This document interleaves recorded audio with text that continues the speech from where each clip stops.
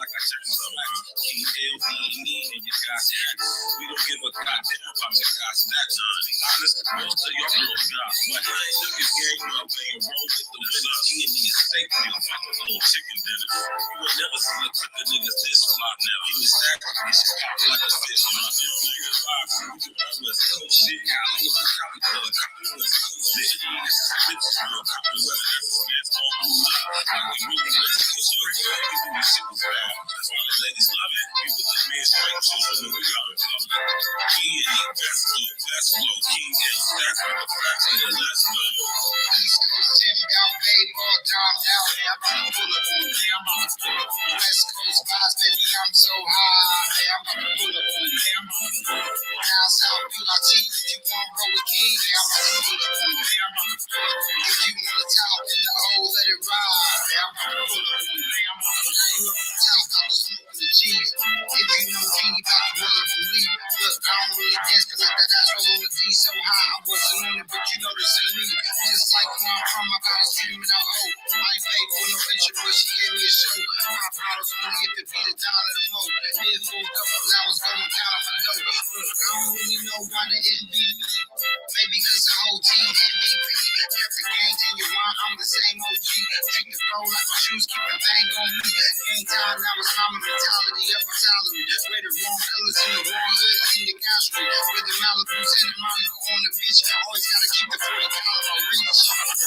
East Coast, Jimmy out, baseball, domed out. Yeah, I'm gonna pull up on me, I'm gonna pull up on West Coast vibes, baby, I'm so high. Yeah, I'm gonna pull up on me, I'm gonna pull up on down south, BRT, if you want roll with King, yeah, I'm gonna pull up on me, I'm gonna pull up on if you want to top in the old, let it ride. Yeah, I'm gonna pull up on me, I'm gonna say $20 stacks. If you roll out the way, he can give you some facts. All right, no, just going secret to six. E.N.E the cheat code to the game with a list. Reverse the ball, like I'm in Raymond after this.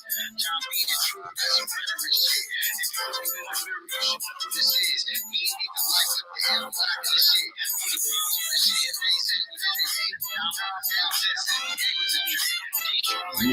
Yeah. You already know what it is, man. Friday night, we here. Friday night wrap up in full effect, we did. My brother Tox Beats in the building. What's happening? E.N.E every day, all day, no days off, you dig? You know? What's good with y'all, man? How y'all doing tonight, man? Y'all already know what it is, man. Tox Beats, what's happening, man? You dig? Friday night wrap up, we here. It's a beautiful thing. We here for the night, you know what I'm talking about? Friday night wrap up. And we're going to be discussing a lot of things tonight. You know, it's the Friday night wrap up. We'll discuss the week's trending topics, current events, and we're going to get to it. Waiting for my brother King L to tap in. Let me sit up here and put the... Okay, I already got the link in the chat, so we good to go. What's good with everybody, man? How y'all doing today, man? What's popping? Friday night, just got paid. You did? What's happening with y'all, man? Y'all feeling too good out there? Y'all feeling not that bad at all? You already know there's a lot of stuff that went down this week. We're going to get to it. Tap in, walk with us, smash that like button. Click on the bell, subscribe to the page. You understand me, man? Tap in and walk with us. It's been an eventful week, if I do say so myself. All right? If I do say so myself, it has been. Big E, what's happening with you, man? You already know, man. It's Friday night wrap up. We here. Shout out to my brother Big E. We about to get straight to it, man. You know what I mean? Smash that like button, click on the bell, and subscribe to the page.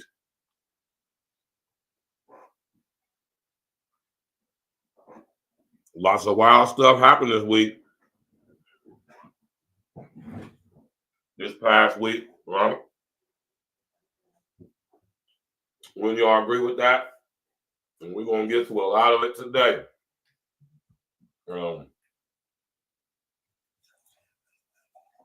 Crazy stuff going on this week, man. Wild and crazy stuff.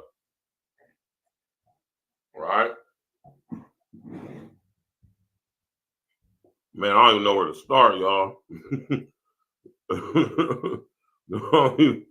don't even know where to start, man. You hear me? Oh my God. Don't even know where to start, man. I'm trying to wait for Els to come up here. You know what I'm saying? So we can go ahead and get this topic out the way. But you know what I'm saying, while we're waiting on King Els. You know, so I'm gonna sit up here and see if y'all know about this right here. Crazy stuff going on, man. Right? Right? What's up with y'all? How y'all doing? How y'all week been?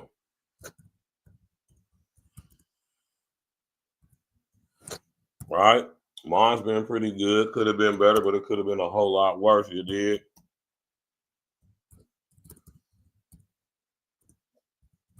I wonder if some of y'all know about this situation right here.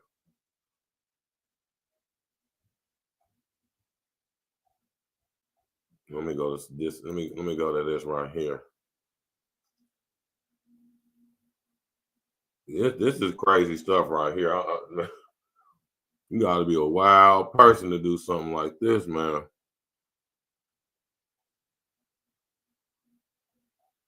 Right? I might have to show y'all this on my phone because I ain't seen it come up nowhere else. Let me see if this is it. No, that's ain't it. Man, look at this. I'm about to show y'all this. I ain't trying to gross nobody out or nothing. Just let me say that.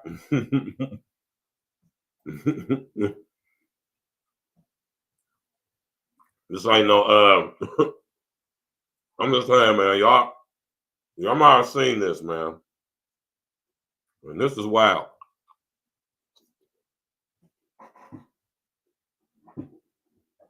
I'm a firm believer in ultimate disrespect deserves ultimate disrespect. Right?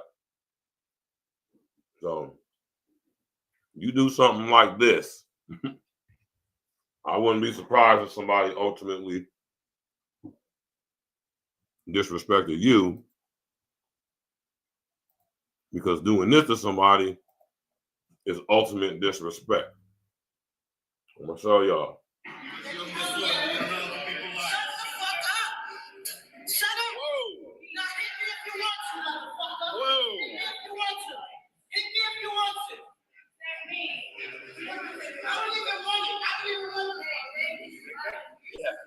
Y'all see what she did? Y'all see what she did, man?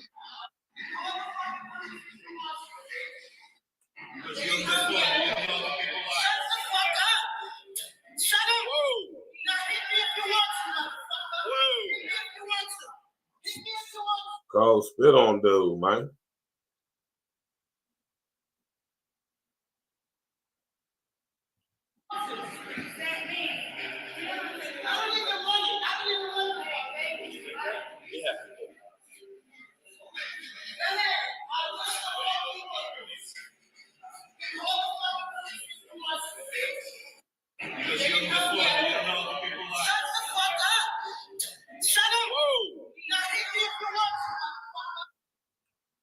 That's just nasty, right? And the ultimate disrespect.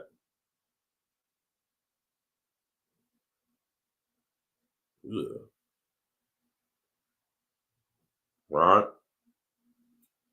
It don't get no more disrespectful than that. Right?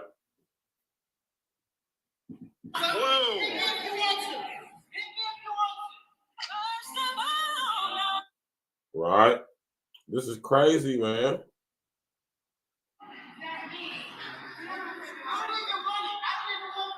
She's talking hella stuff, hella disrespectful.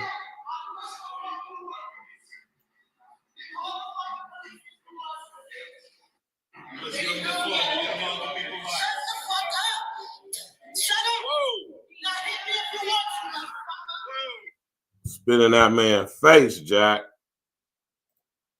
It don't get no realer than that. Right? Y'all see that, man? Crazy, man.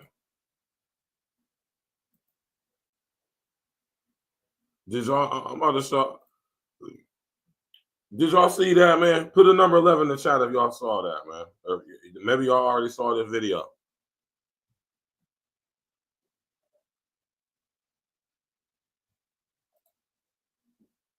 Right? Let me see something real quick.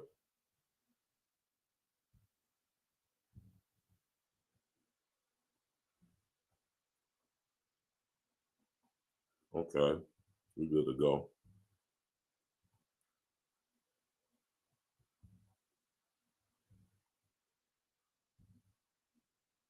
Okay. We good to go. Yeah, all right.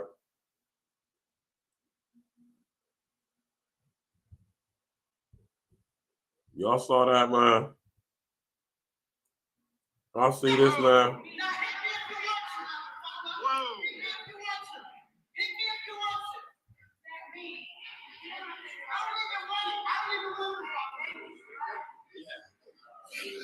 I want y'all to look at this.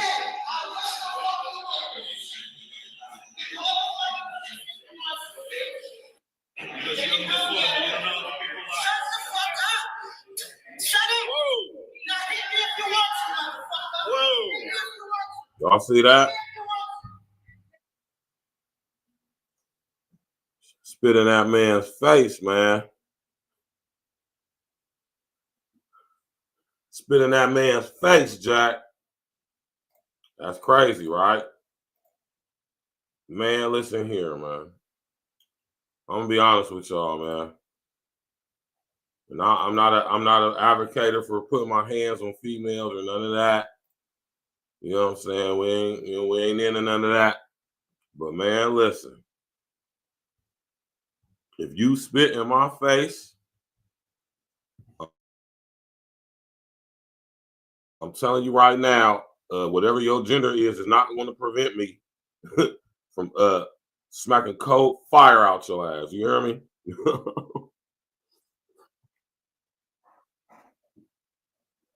Your gender will cease to be a factor in my reaction after that. And this is the stuff that is just wild and crazy, man. How chicks just be conducting themselves, specifically in public. And I'm not going to resort this or limit this only to black chicks, because you can look on the internet and just see all types of chick wilding out, doing the same level of ignorant ass ish. They don't get no more ignorant than spitting on somebody. You got to understand and know that if you spit on somebody, it's on the flow after that. You can't spit on somebody and expect or not expect extreme violence in return. Glitch, what's happening, man? We got my brother Glitch the Guarantee in the building. We're waiting on King Els to pull up.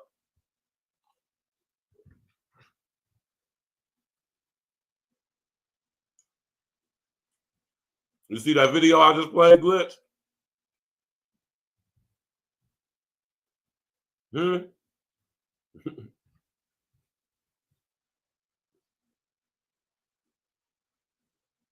trying to wait for L to pull up so we can talk about what I really want to talk. That shit crazy, right?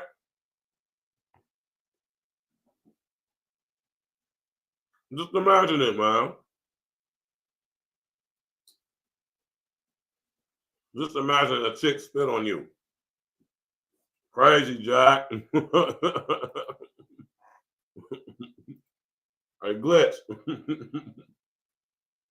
Glitch, so if you find yourself in a similar situation, bro, what would be your response to a chick spitting in your face?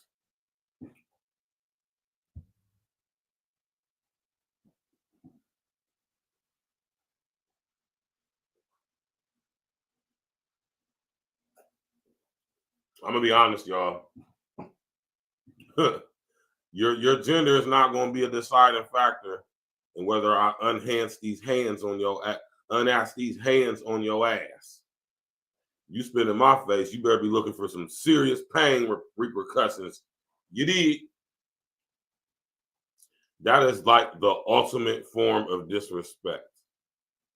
One of the highest forms of disrespect another human could ever do to another human is spitting on them. You gotta know when you spit on somebody, it's on the flow after that, man. A chick spit in my face, man, listen here. My nigga Glitch, I'm about to hit the link. Give me a few minutes to answer the question, though. What's up? I don't give a fuck who you feel me. Yeah, hey, now you already know. Take your time, Glitch. And I'm gonna drop the link one more again just so to be up when you come back. You know, take your time, bro. I'm pretty sure Ill about to pull up here. So yeah, man, you spit on me, man. It's on the flow, Jack. I'm telling you right now, you better know how to fight, or you better have a knife or Roscoe on you, man. Because I'm saying right now, if I get my hands on you, man, listen, man, listen. That is utterly disgusting. Like I said, it's one of the most disrespectful things you could do to somebody. You know, like seriously though, it's very disgusting too. Then I'd have slid her ass across that damn floor.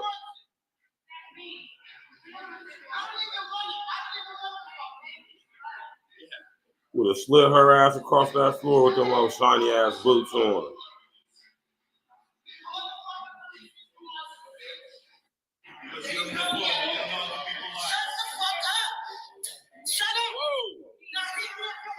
Spit in that man's face, Jack.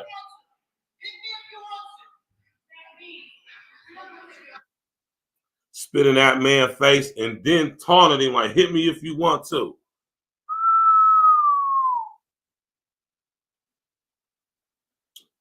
That's a raw piece right there, man. What y'all think, man? Put a number 11 in the chat if you would have walked away. Or put a number 11 in the chat if you would have slapped fire out her ass. Put a 12 in the chat if you would have just walked away.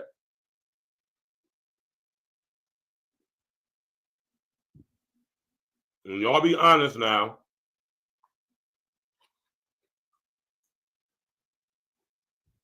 You know this A-Real talk over here, man. We don't do political rec over here, man. We keep it 1,000 regardless if somebody might be offended by it or don't like it. The truth ain't something that's always liked anyway.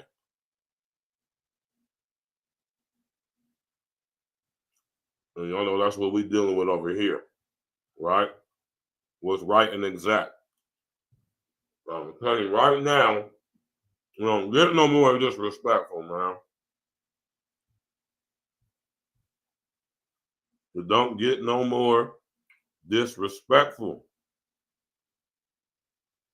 right? Too much crazy stuff going on, man.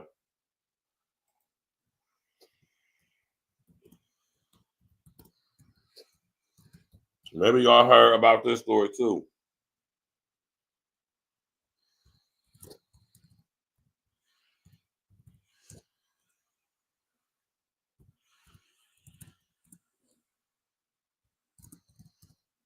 Let me type this in real quick.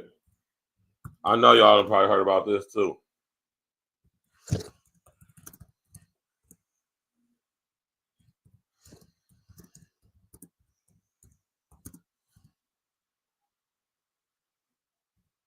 Man, listen. Girl.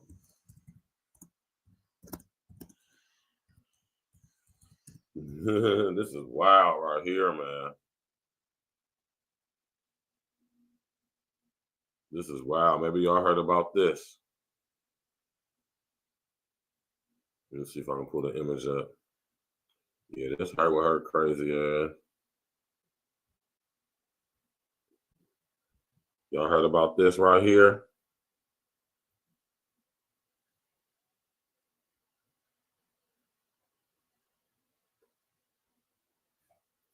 I'm pulling it up on the screen right now. I know some of y'all that sit up here and heard about this.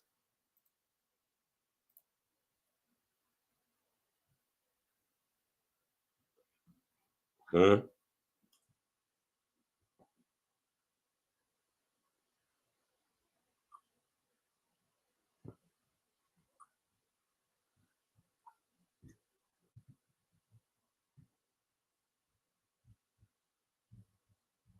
Y'all hear about this?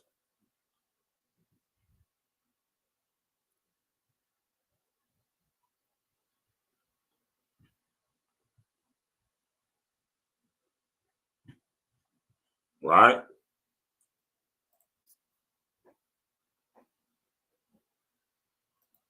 Now, this is some crazy work right here, man.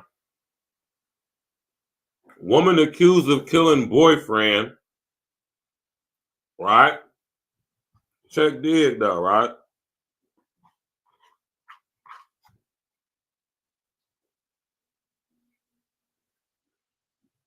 Check dig. This woman took the life of her boyfriend because he told her they need to be financially responsible. I swear to God, this has to be the craziest thing I heard all day. Let me explain. Tammy was upset because breakfast just was made and she decided to eat a majority of the food, leaving him with barely any. She admitted that they were on a tight budget and he was trying to keep them afloat. That's why he was getting on her about wasting. She got so upset, she grabbed one of his firearms, he was 23 by the way, and decided to let it off where it hit him in the chest and he sadly passed away. After she did it, she called the police, they came, and she swears to them that it was an accident, it was just a heat of the moment. So basically, bruh passed away for trying to be financially responsible. You have some folks defending her, stating that we don't know their whole history. She probably still defending him. There probably was some other stuff going on. But I'm not here to make excuses. She admitted to what really happened. She got bro gone because he was reprimanding her about not being financially responsible. Rest in peace to him. She was 24. She was about to see her life in jail. He was 23, and he didn't even get to finish living his life yet. Sad story. Damn. This woman took the life of her boyfriend because he Y'all heard about this? Financially responsible.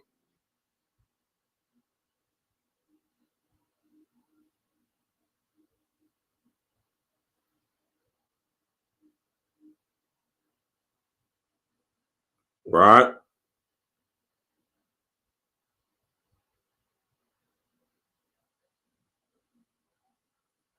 Y'all heard about this, man? So this chick right here, right? Crazy stuff, man. So this little chick right here decides to off her boyfriend because he reprimanded her about banging too much food because, you know, they on the budget, man.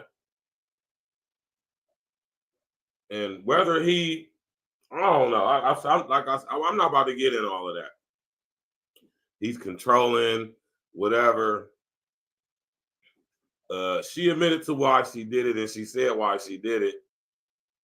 There was no malicious intent on his side for what he was saying. They ain't got no history of domestic violence between each other. So this just was a random outburst, if you would. Right? Y'all heard about this? This is crazy, man. This is absolutely insane.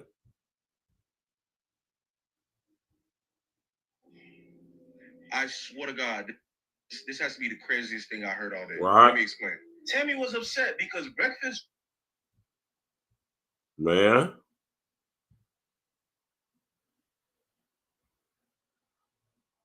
This is wild, man. Like, what's wrong with y'all girls out there? Seriously, man. What's wrong with y'all, man?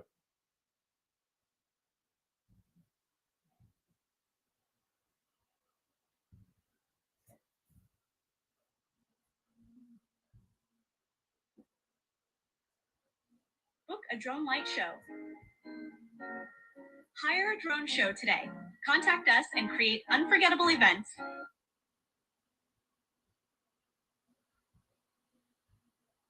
Oh, damn.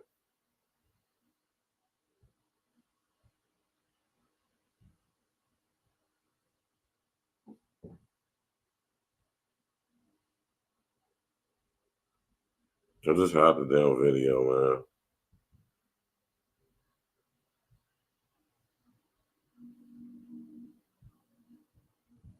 Over breakfast, though, because the young brother was on a budget. Said, bro, girl, you're eating too much. You know we on a tight budget over here, girl.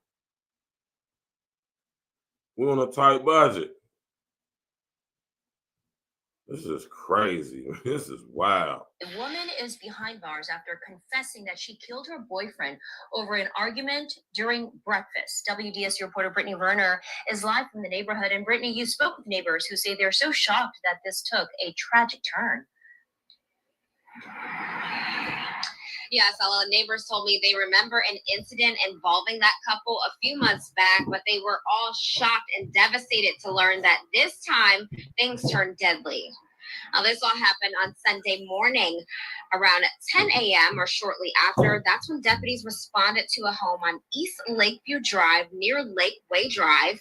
Deputies say 24-year-old Amaru Hubbard called police and told them she shot her boyfriend, 23-year-old Joshua Jones, in the chest. This was following an argument they had about food that was made for breakfast.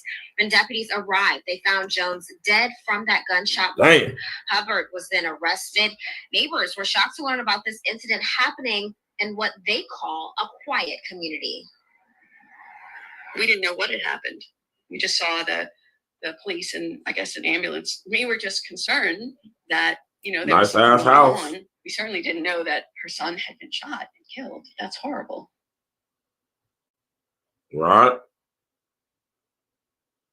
And people was going in. Y'all know people going in on this story. From the highest desert. What's good with you, man? I don't think I ever seen you in the chat before, but what's popping? How you doing? Welcome. Everybody's welcome over here at A Real Talk, man. Right? Y'all heard about this, man? Y'all heard about this, man? The girl sit up there and killed her boyfriend over some damn breakfast because she eating too much breakfast.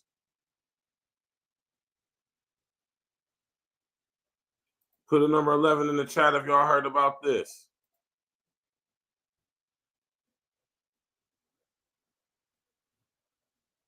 This is crazy, man. So you mean to tell me little homie was trying to be smart, budget the bread. We done sit over here and had this agreement like, look, we only going to eat a certain amount of food. You know what I'm saying? Whatever was working for them. Clearly the chick was hungry. I'm not trying to make no jokes. This brother lost his life. And there's nothing funny about that. Because no matter what was going on, nothing was transpiring that warranted her to shoot this man in the chest. It could have been a disagreement. He could have been trying on some bullshit, man. But nah, man. And she admitted to the police what she did because that's how you know she was wrong. She didn't say it was any abuse involved or he beats me or none of that. She felt guilty and compelled. That's why she turned herself in, is what I'm going to assume. Right? Crazy business, man. I'm telling y'all. A Louisiana woman is facing second-degree murder charges after allegedly shooting her boyfriend with his own gun during an argument over breakfast.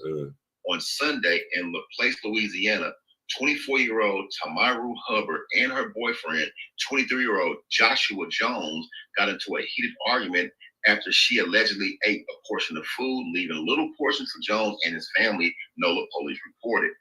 The dispute escalated as the couple, who were reportedly struggling financially, obviously clashed over the incident. Right. At approximately 10:36, the argument turned deadly when Hubbard allegedly grabbed one of Jones's own firearms and shot him in the chest. Police arrived at the home in the 100 block of East Lakeview Drive to find Jones unresponsive. He was pronounced dead at the scene. Hubbard initially called 911 herself, telling authorities that the shooting was an accident. However, St. John the Baptist Parish Sheriff Mike Trigg stated the physical evidence contradicts her claim, though further details have not been released yet. Hubbard was arrested at the scene and booked into the Sherman R. Walker Correctional Center in LaPlace, Louisiana. Her bail was set at $1 million, and she remains in custody as prosecutors prepare a case against her. A family is grieving tonight after investigators say a woman shot her partner after an argument over breakfast. The deadly shooting happened Sunday morning in LaPlace in an exclusive. I'm just saying, man, that stuff is making us sound ignorant when you hear headlines like that, man. When you hear them talking about this stuff like this in the manner in which they do on the mainstream media outlets and platforms, you be listening to this stuff and you just be like, God damn, man. We can't win for losing. Right when we seem like we're making some forward progress collectively, stuff like this has to happen. Amongst other things, man. Come on, let's go, man. Smash that like button, click on the bell, subscribe to the page. Share on your social media. Eleanor DeBone spoke to the aunt of the victim, Joshua Jones, who described her nephew as a hardworking man. Joshua is my sister's only child. She waited a long time to have a child, and then when she and her husband had him, we were all very happy about that. A mother with one child shares a profound bond with that child, one so powerful, nothing else could ever matter. My sister is not doing well. He called her every day, all day, even though they lived in the same house. Joshua Jones's aunt and pastor, Carla Jones, says her younger sister once shared her love with her two loves, her husband and her son. My brother-in-law passed when he was about 14. Now Pastor Carla, her sister and their family are grieving an emptiness words cannot describe. He lived with his mom. He was just wanting to make sure that everything for her was okay. According to the St. John the Baptist Sheriff's Office, deputies were called to a LaPlace home Sunday morning. The Sheriff's Office says 24-year-old Tamari Hubbard from Marrero called 911 saying she shot her boyfriend in the chest. The office says Hubbard told deputies the duo were arguing over the food made for breakfast. Joshua died at the scene. He was actually getting ready to come to church. My sister didn't know that she was there. And I'm just assuming that when he got ready to leave or whatever, that might have been a tipping point. The Sheriff's Office says throughout the investigation, deputies learned the pair's relationship was volatile, but says there are no documented reports with the office. I heard some things, that they would argue, that she would argue with him, because he was very laid back. To my knowledge, it never got to a point where it should have been anything this serious. Hubbard is booked with second-degree murder. I just would like him back. Pastor Carla is urging the community to understand that gun violence doesn't just take lives. It shatters families. Bullets literally cause finality. Because now, she says, two families carry the weight of grief and heartbreak, one that may never fade. He's been killed, so it means all of us have been killed. In a sense, there's a part of all of us that has literally died. Eleanor DeBone, WWL, Louisiana. Damn, man, that's messed up, man. You heard about this, El? No. This girl on this screen killed her dude because he was checking her about eating too much food because they was on a budget. I guess they got into an argument. And I mean, I'm pretty sure it wasn't just about no goddamn food, but the food was the catalyst. But you know what I'm saying? Basically, she was out of pocket. They was arguing over something. You know what I'm saying? It led to something. She ate all the food, or was supposed to, he get a certain amount, and she done ate all something about the food. some petty shit, whatever, right? But it ended up all with her grabbing one of his guns and shooting him in the chest behind him, right? Yeah.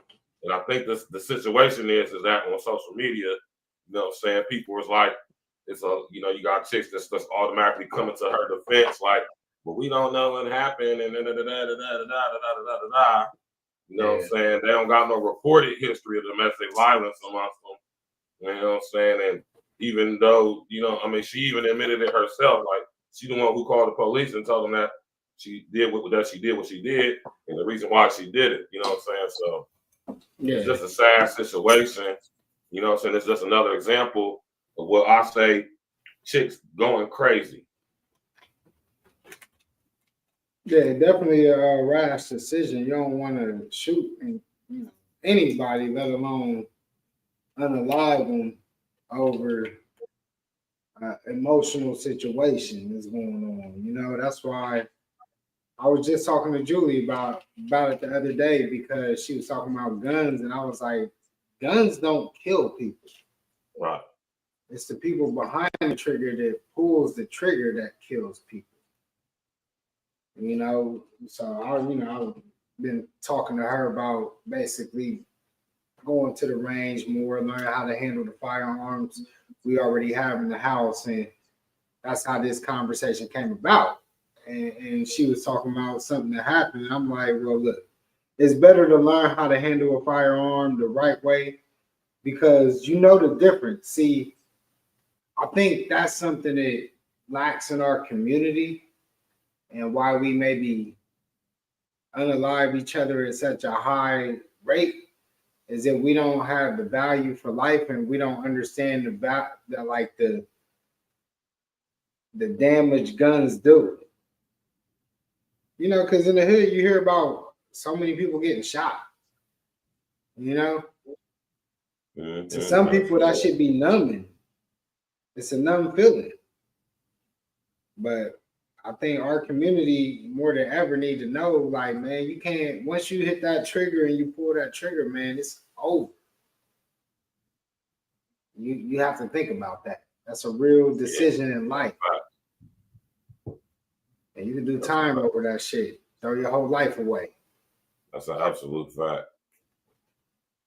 It's crazy because I remember my pop, that's one thing my pop, you know, he used to say it about having kids and shooting somebody and being basically, I guess what he was saying is about being emotional, but he said, don't let 1 minute or 5 minutes cost you 25 to life or 18 to life, is what he would say with a kid. You know what I mean? Like, don't let that 5 minutes of passion on top of a woman cost you 18 to life. Or, you know, don't let your emotions, basically that's what he was saying to me. Don't let your emotions get the best of you.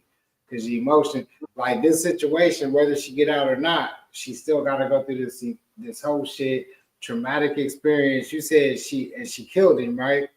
So that's going to always replay in her head. You know, whenever you unalive somebody, that's something that's always going to play in your head for the rest of your life. So it's going to be a traumatic experience for the rest of her life that she has to live with and deal with. So it's a lot of things that comes with this that I don't think a lot of people think about, you know, because a lot of people ain't been in that situation where you had to pull the trigger and, you know, be in that situation. But yeah, it's a lot of trauma that comes with that. A lot of trauma. It definitely is, man. It definitely is. You better make sure you was able to deal with something like that. You know what I'm saying? And that's very cliche to say, like El just said, in a situation where it's emotions, heated emotions and heated situations where the logic is just gone. You know what I'm talking about? That's when people tend to do real stupid shit that's going to cost you dearly. You know what I'm saying? So my whole thing is this, man. You know, and this is why we be on over here when it comes to our young brothers. You know what I'm saying? Trying to teach our young brothers how to handle their emotions, how to deal with their emotions, how to express their emotions in a healthy way. You know what I'm saying? because you know what I'm saying, and that pertaining to this specific situation, you know what I'm saying. I'm pretty sure this was the stemming from something different. You know what I'm saying? So, you know what I mean? Y'all young brothers need to be careful when y'all out here choosing these girls y'all messing with, man. You know what I'm saying? Y'all gotta kind of know what type of broad you dealing with, man. You know what I'm saying? Yeah. This don't seem like this don't seem like no random shit. You know what I'm saying? Like, I'm pretty sure they done got into it before and said that they had people in the neighborhood said they reported hearing an argument from over there. I mean, they have no prior history with the police being called on, nothing like that, though. But they have been heard to been yelling and screaming at each other on occasion. You know what I'm saying? So, and you know, I feel like this is something that even my parents didn't help me out.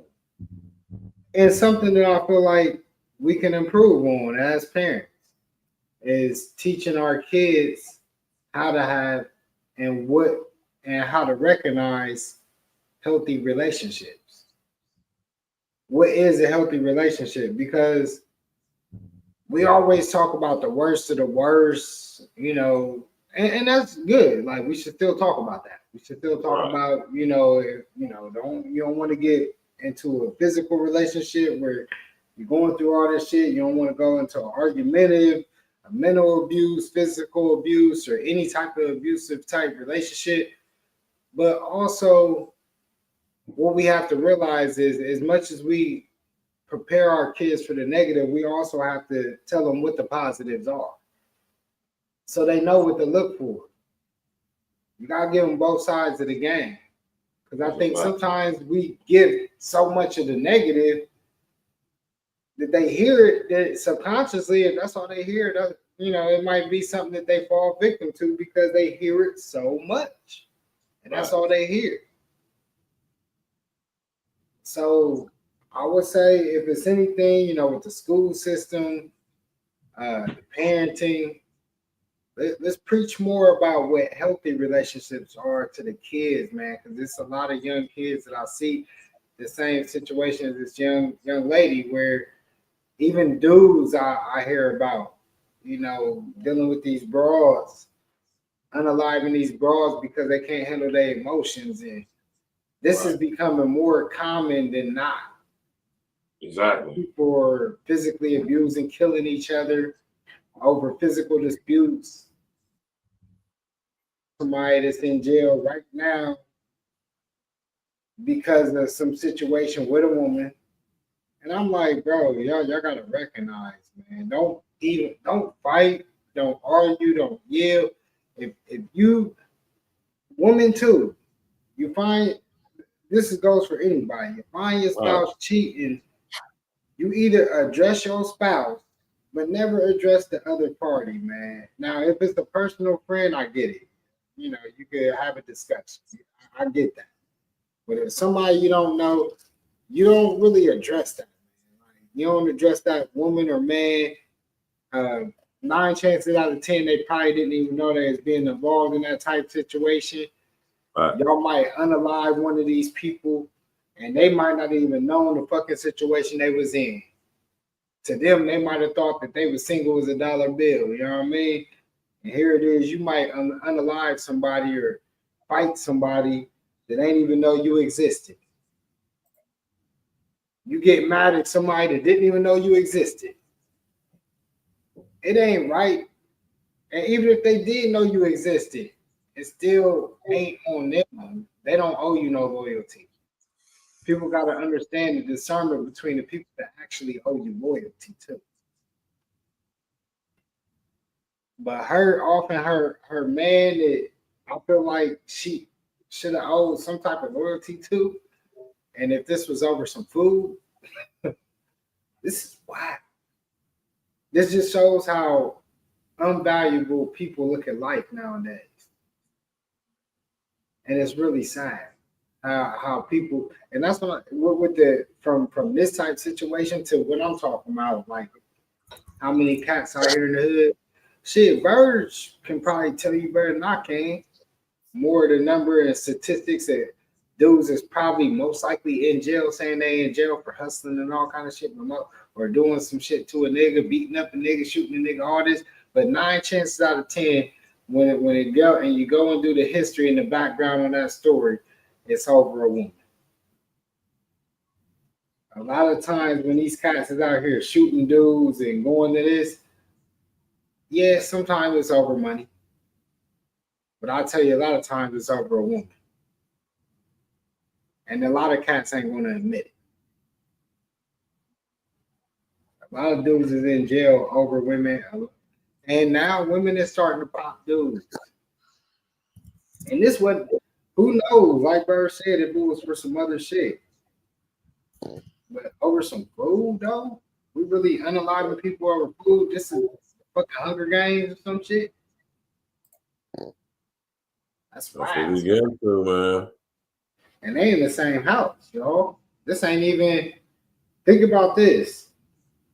If this was the Hunger Games, let's even put ourselves in that mind frame. This is in the same house. This ain't even what you think a random stranger on the street gonna do to you. If it was on some shit like that, where the food became really, really, really scarce like that, where it got to some shit like this. That's another way to think of it too, though. This was some inner house shit. Y'all keep screaming this Hunger Game shit, man. Y'all sometimes I'll be saying, you know, words is powerful, man. Y'all gotta stop speaking shit into existence that y'all might not really be ready for. That's a fact. A lot of people ain't ready for the shit that they be speaking and trying to speak into existence, man. Y'all don't want no Hunger Game shit. But I ain't gonna lie, I ain't even ready for no Hunger Game shit 100%. As much as I know, and I know how to do a little shit, I know how to hunt a little. I ain't did it in years, but I know how to shoot a gun. I know how to plant a little. That's what I just was literally telling Julie today. We need to get the garden popping this year. Yeah. I want to get efficient in that. We need to learn how to hunt our own food or at least grow our own food. You know what I mean? Right. It's some things you got to learn before y'all start asking for what y'all asking for. That's a fact, man. That's a fact. You know? Shout out to everybody in the chat, man. Now, I know you heard about this right here too, L, right? Yeah. Your support, I feel like my life is in jeopardy. 2 people that were on Zeus Network are now deceased. Raina Dunlap was on her way to a Baddies audition and was found deceased inside of a abandoned building. Jay Hefner, 1 month after filming with Zeus Network, was mysteriously deceased as well. Why is Zeus Network not saying anything about Raina Dunlap or Jay Hefner? I'm not about to be the third person, so I'm going to speak out on this. Somebody's definitely been following me. Mysterious stuff has been happening. Somebody mysteriously drove their car through my living room. Okay, because Zeus has been very persistent trying to get my address. I don't know why, because they know I have no interest in dealing with them whatsoever. I had my friend reach out to a female to ask her if she gave Zeus Network my address. And my friend is in his own neighborhood. And 2 hours after asking her, 2 random men come and stab him in the back of his head. And he's now in the hospital.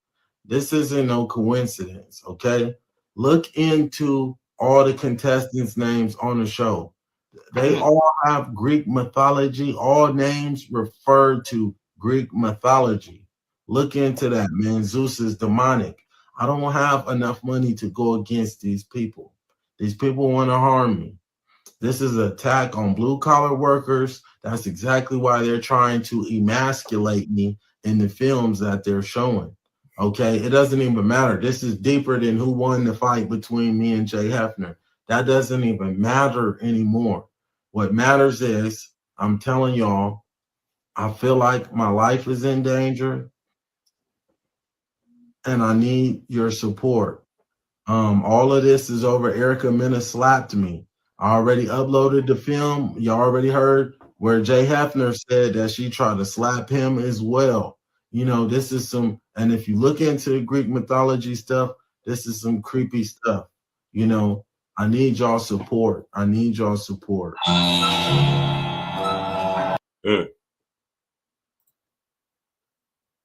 You heard about this, L? Nah, but that's the dude that's like the funny dude on the balloon pop joints, right? Yeah, man, little plumber dude or whatever, right? I seen where he got that's the trans. He talking about the trans dude he got in the fight with, right? I would imagine yes. So yeah, hold on. Was it Jay Hefner? Jay Hefner, because I seen it was a trans dude that ran up on him or some shit. It looked like it was at some reunion type style or whatever it may have been. I just seen the clip. I ain't see the full whatever happened or transpired before or after. Look, I'm gonna say this. Anytime you hear any of these cats talk about their life is in danger, whether we hear, you know, anybody, Kanye, this guy, I mean, you still just gotta kind of look into it. And if it is some shit like you said, you know, we do the research. We look into the Greek mythology. I'm pretty sure, you know, if anybody can connect the dots to the names and the connections that he's talking about, Stacks will definitely do it. It's called Zeus. If anybody knows what the name Zeus means, you know, that's the god of gods. So yeah, if they are recruiting a bunch of people with just Greek god type names, that would be a weird name. It definitely would be easily researchable. Yeah. But anybody talking about their life is in danger and certain shit like that, yeah, you're driving, you know, that's random shit. Cars going through your fucking the living room. That's my whole take right there is like, man, this man, people following him, basically gang stalking him, and you know, I'm sitting here and told y'all about gang stalking or electronic harassment. So what was gang stalking? Gang stalking is when you are being electronically harassed and or physically harassed in order to make you feel like you're going crazy. Okay.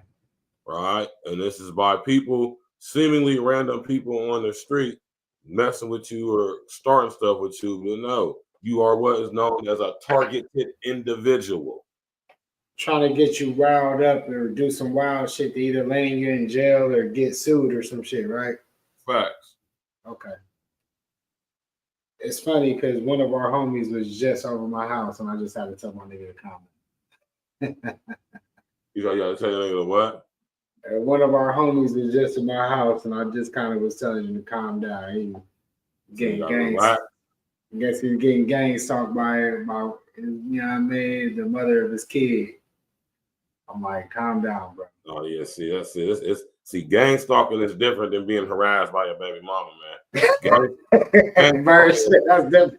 Yeah, gang stalking. Like that's the same shit. I feel like gang stalking is on a whole nother level. Gang stalking. Okay. Like I'm gonna give y'all a prime example of gang stalking. No, I mean I get what you're saying. I remember in the movie Enemy of the State with Will Smith and Gene Hackman. Mm-hmm. Now y'all remember when they broke into Will Smith's house, they messed with all his stuff, they spray painted his dog, all that crazy stuff, cut off, he got those credit cards and stuff cut off. That's gang stalking. And I don't even think people even realized back in the day watching that movie that was the precursor to what we now know or is being discussed as known as being targeted individuals. Oh, definitely. You know, that's when I always tell you that's one of my favorite movies. Yeah. So, you know, I want y'all to look into targeted individuals, gang stalking, and electronic harassment. Right? The former pretty boy, what's good, boy? Perform Pretty Boy. What's That good, boy, my that bro? boy Aaron the plumber, man, he taking this 15 minutes. He said Eric Amina trying to use him as a sacrifice. Yeah, I ain't going that far, but what he's saying about his life and all that, like, you know, being in danger and, you know, and people following him, like, you know, some of the things you do gotta take serious, and I'm pretty sure he probably don't got enough for security or no shit like that. But at the same time, when you in this entertainment industry and you are an influencer of some type of sort, as he is, because he does those he definitely does those balloon pops. I've seen him on a couple of them. A couple of them. So when you do that, see, all that stuff is by the Zeus Network, though.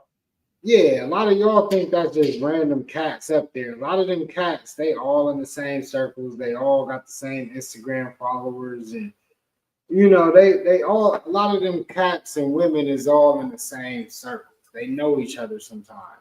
You can tell by the way they talk to each other. And yeah, so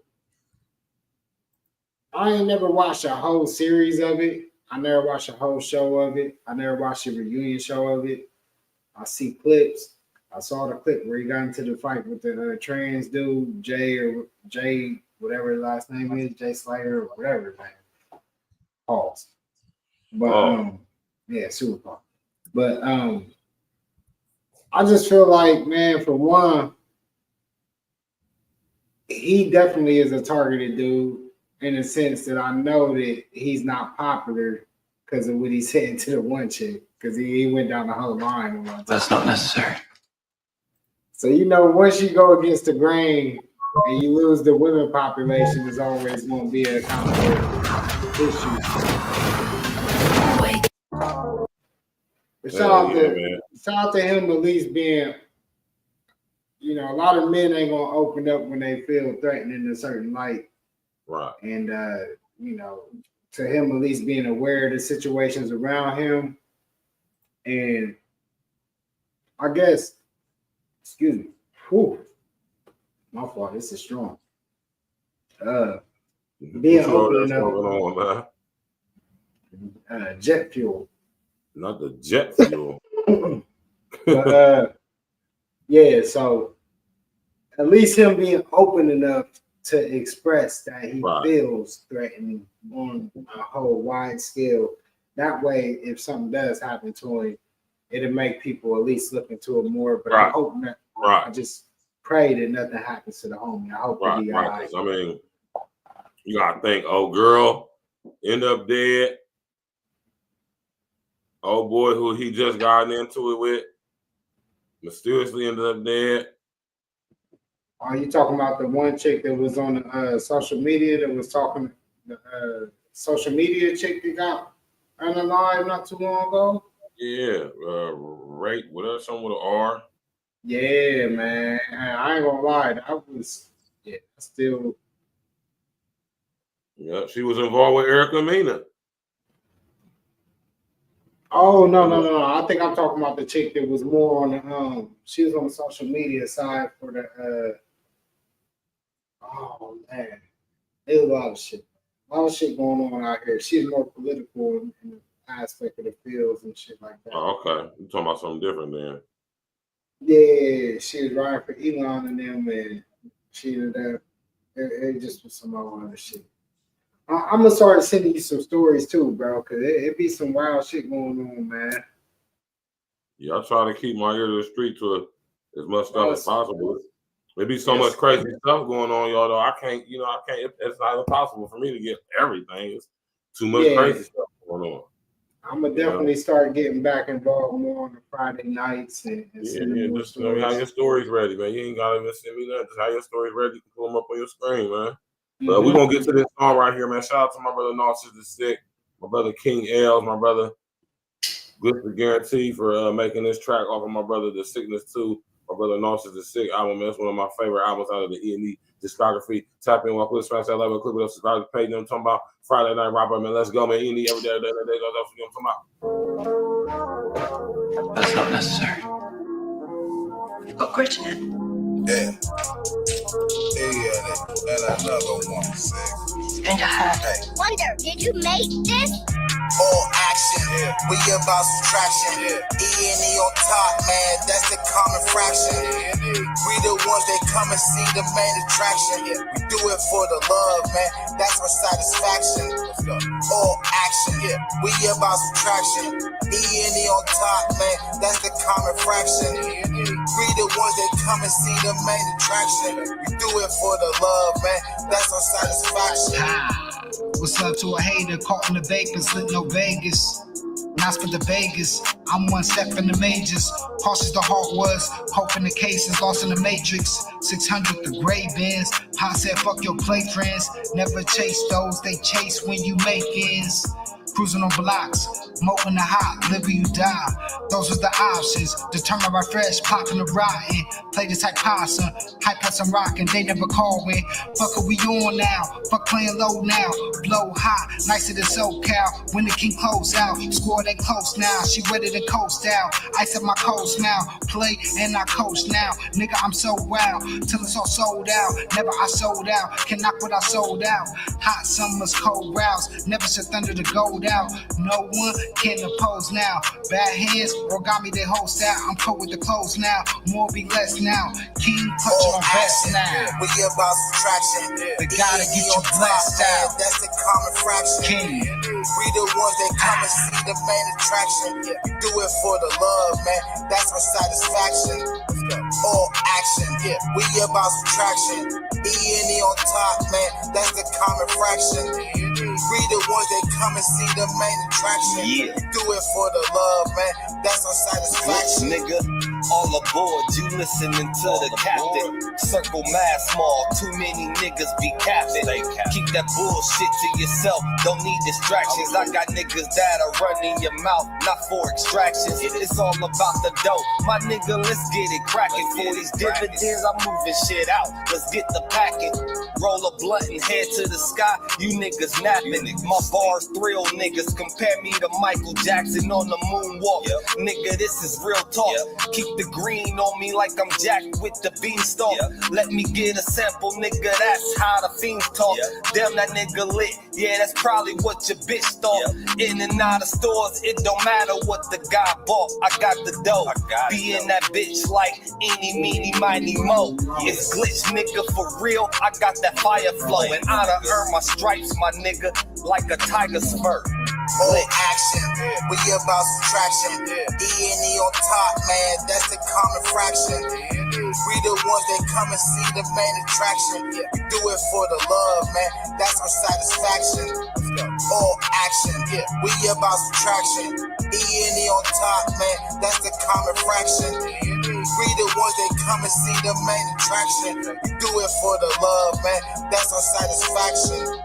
It's cycle 6, rich girl, take your pick. Let's go. I said I need at least 3, the rest is up the glitch. Straight confusing them like trying to eat with chopsticks. All my goals up in the air like a corner kick. We been eating much better like lettuce wraps. All them lies in your head, that's another cap. All these jewels on us might be a metal trap. And I got the road to the riches on a mental map. We tried to distance ourselves from these haters. Ask E.N.E versus you, it's a tremendous gap. So sick with it, coming to the dividends. It's the everything, want it all, yes the odds and ends. I'm too clever folks, all of this was schedulable. There won't be a spectacle, let me get my vegetables. Double check the calculations if it's questionable. And my math is on point like a decimal. All action, we about subtraction. E.N.E on top, man, that's the common fraction. We the ones that come and see the main attraction. We do it for the love, man, that's our satisfaction. All action, we about subtraction. E.N.E on top, man, that's the common fraction. We the ones that come and see the main attraction. We do it for the love, man, that's our satisfaction.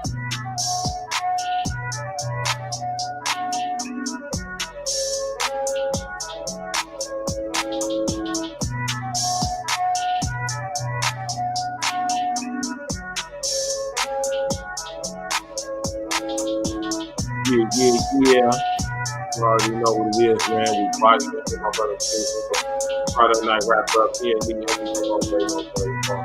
Shout out to my brother North who was sick with the guarantee of his album The Season 2. Our side featuring my brother E.N.E. And that's how we own it. That's how we own it. Now this next story is crazy. All right. Maybe some of y'all have heard about this. All right.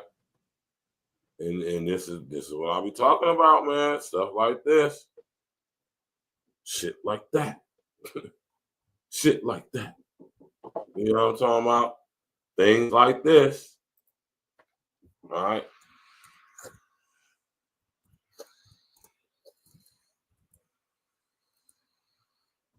Right? Know y'all heard about this.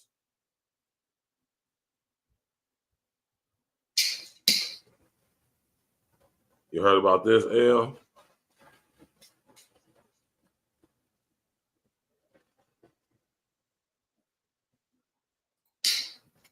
Let's pull it up on the screen for y'all. Damn, I gotta go upstairs. You heard about this, man?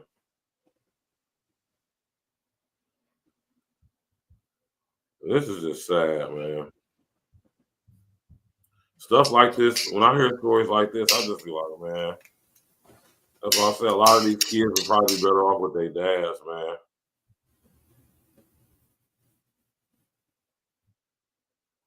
For real, man. Because this is just sad and disgusting, man.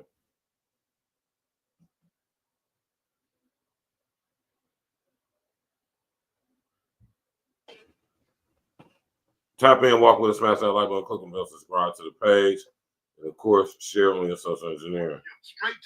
We're going to go now to our other top story. A judge setting the bond at $250 million for the woman accused of abandoning her children in a Pontiac home. This is a story we've been following since Sunday. $250 million. I don't think I ever heard any bond that much. I think this is the highest bond I've ever heard in my life. Yeah. 250 million? Yeah, that's a little excessive. I ain't even heard what happened, but unless she like Griselda wrapped up in Ted Bundy and wrapped up in motherfucking. Listen to what happened though. Listen to what happened though. P gang, let's go. When we first found out about the heartbreaking investigation. Kelly Marie Bryant facing a judge today, the 34-year-old appearing via Zoom in Pontiac's 50th District Court. The judge calling Bryant a danger to the community. She is accused of leaving her 15-year-old son and her 12 and 13-year-old daughters alone since March of 2020. The children were discovered living in horrendous conditions. 7 News Detroit reporter Sarah Michaels listened in on that arraignment and is outside the home where that alleged abuse took place in Pontiac. We have spent most of this afternoon outside of this home where 3 children were allegedly abandoned for nearly 5 years. We are told that they were living among mold, feces, and piles of trash up to 4 feet, 5 feet tall, some of which we just saw carried out a few moments ago. Feces all over the place. Soiled mattresses, moldy couches, dozens of pizza boxes, and trash, all being pulled out of this Pontiac home almost a week after 3 children were discovered living here. It is alleged that 34-year-old Kelly Marie Bryant abandoned 3 of her children here back in 2020. A boy and 2 girls, now 15, 13, and 12. Presumably 10, 8, and 7 at the time of their abandonment. They were finally found Friday during a wellness check for Bryant. According to the Oakland County Sheriff's Department, Bryant would drop off food periodically and threaten the children to never leave or answer the door. For nearly 5 years, we're told that they had no hygiene products. With the door and windows now open, you can smell the filth inside this home from the sidewalk. I find her a continued danger to the children. Bryant is now in jail facing 3 counts of first-degree child abuse. In court Thursday, she was given a $250 million cash bond. The judge saying that she doesn't believe anyone knows where Bryant herself was truly living at the time of this abuse, and that Bryant should have no contact with her own children or anyone under the age of 18. I'm concerned that she still may have contact with a family member from the jail with instructions to continue to engage in fear tactics to forbid the children from cooperating with authorities. The sheriff has told us that Bryant's 3 children have received treatment from Care House in Pontiac this week. Care House is an incredible local nonprofit that provides treatment for children who are victims of abuse. Stay with us because coming up in an hour at 6, we are taking you inside Care House. Reporting in Pontiac, Sarah Michaels. It is gross. You heard about this, El? I definitely haven't. This girl had these kids in utter squalor. Right? And this, I'm telling y'all, man, there's many more cases like this, even recently, in the same week. What y'all know about the chick out here in Reynoldsburg in our city, El? Very similar case. Got her kids out here living in utter squalor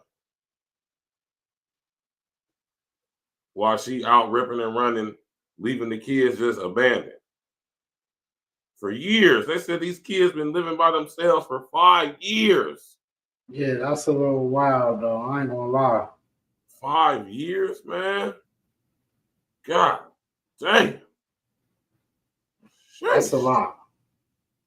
That's a lot to unpack, man. It really is, man. And the thing is, man, my heart goes out to these children, man. Where's the father? Because that's the first question that comes to my mind. Where's the father? Right?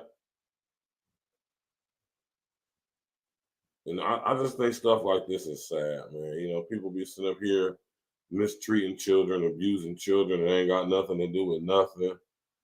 Sitting here taking advantage of the system, getting all type of assistance and stuff, and you out here, what they say, living your best life. Right? So y'all brothers, when y'all meet these girls, man, y'all meet these girls, they be looking decent, nice bodies, fat old ass, whatever the situation may be. You never know what type of lifestyle she living behind the scenes.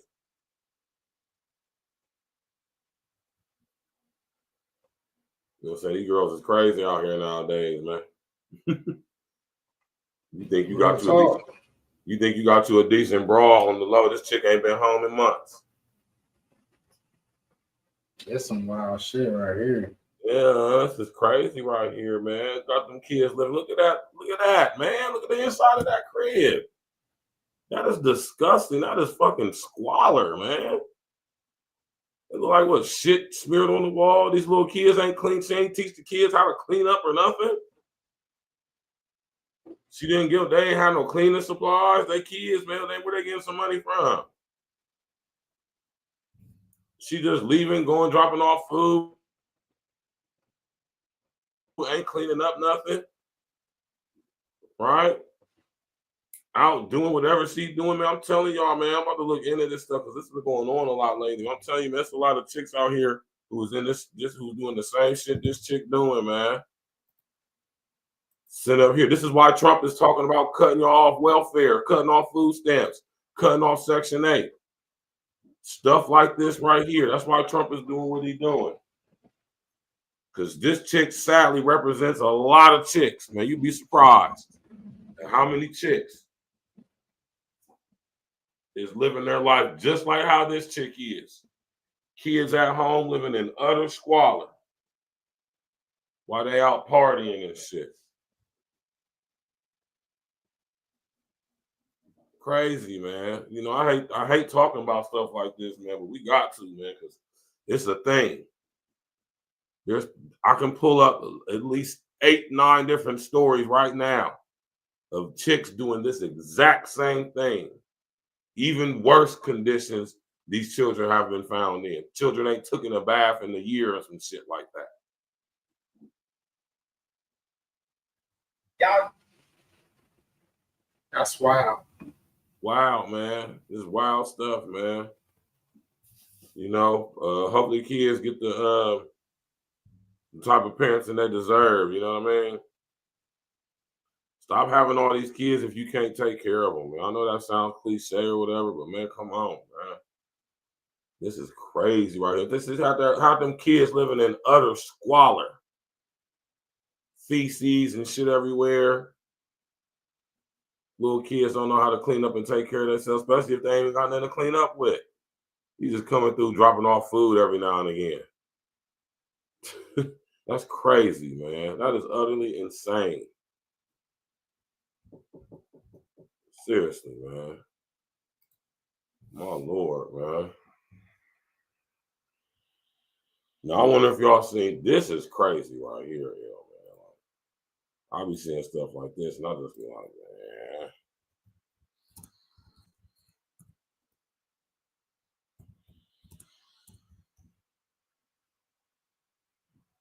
man, this is the illest right here.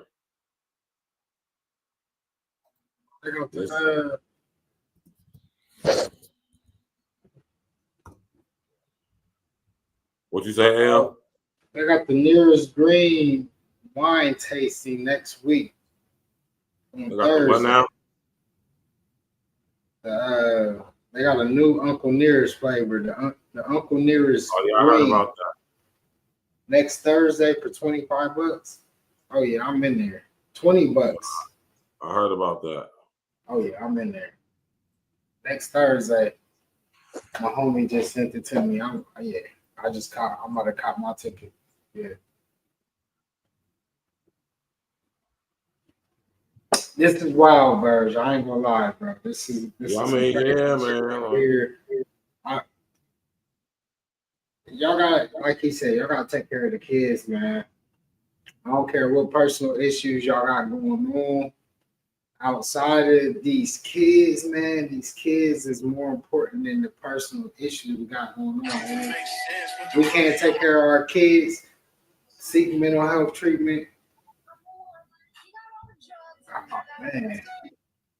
This is so much better than these kids can, man, this is wow. They said they can smell it coming from the doors. Wow, right? Yeah. She definitely gotta be locked up. So I get it, but that $250 million bond was wild. As much as this is very, very cruel, and I get they don't want her to ever get out of jail, that's why they set that bond. $250 million is a lot.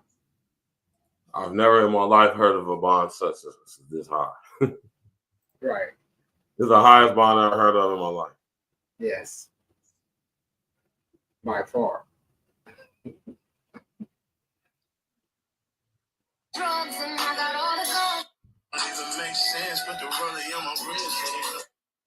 Now this right here is crazy, right?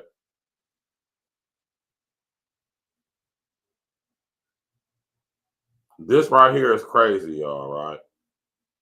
Peep this right here, hell, man.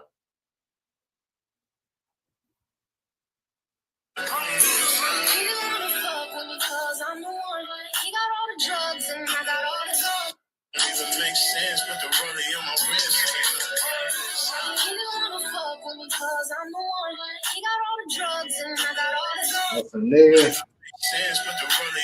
I see you niggas is still doing this ass shit, huh? Oh, they switching. Nah, don't do that shit. Oh, that's Simone Biles. Hell nah. Nah, don't do that. That's bad.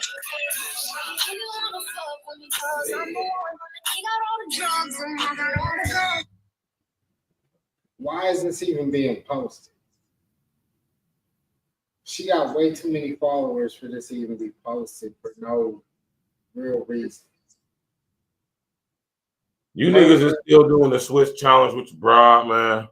Even outside of that, I think this is bigger than even him just doing this for her. Well, her doing it with him is what I got the issue with, because of her influence as an Olympic champion, the most decorated Olympic champion.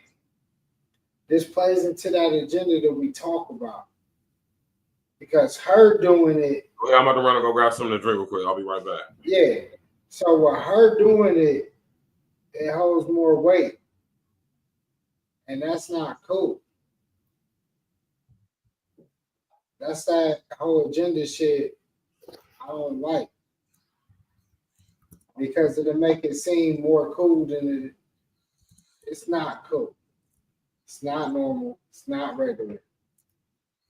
And to see it be displayed like that by such a prominent figure, as we would say, like Simone Biles, Olympic champion, the most decorated Olympic champion when it comes to gold medals. Yeah, I don't like that. You know, because it's bigger than just the video. It's bigger than him even doing it and doing the challenge as everybody does now and all that. It's bigger than that. It's more agenda based to me, man. Like, and I see through shit. I don't like seeing, like, I could see if it's accidental. That's not accidental. Not with her platform. Not how huge her platform is. People are in her corner before she hits that send button. You know, people of that magnitude. Trust me, y'all. There's very few Kanyes out here. Very few Kanyes. I believe Kanye might be a nigga who just hits the send button whenever he wants, but when you get to certain levels, y'all, you're not hitting that send button yourself a lot of times. And she definitely, I don't like this message. I don't like the way it's displayed, especially who it's coming from. That to me is more concerning than anything. So, yeah. Because it's just her, who she is, man, that makes it what I'm talking about. You know what I mean? It takes it to a whole different level. If she wasn't who she was, like even it, like I said, it's pushing a certain type of agenda off top. But when you're an Olympic champion, you worldwide, right? It's not even just about America. Like, it's worldwide influence. And I don't know. I just, it's hard for me to get behind stuff like that. You know? And I get you want to have fun, you want to do all that, but that's not no accidental type thing, you know? And I just can't stand behind it.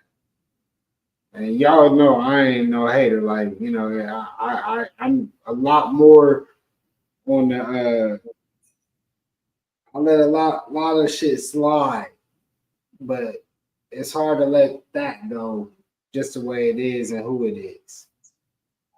Because we would clown already if it was just somebody random, right?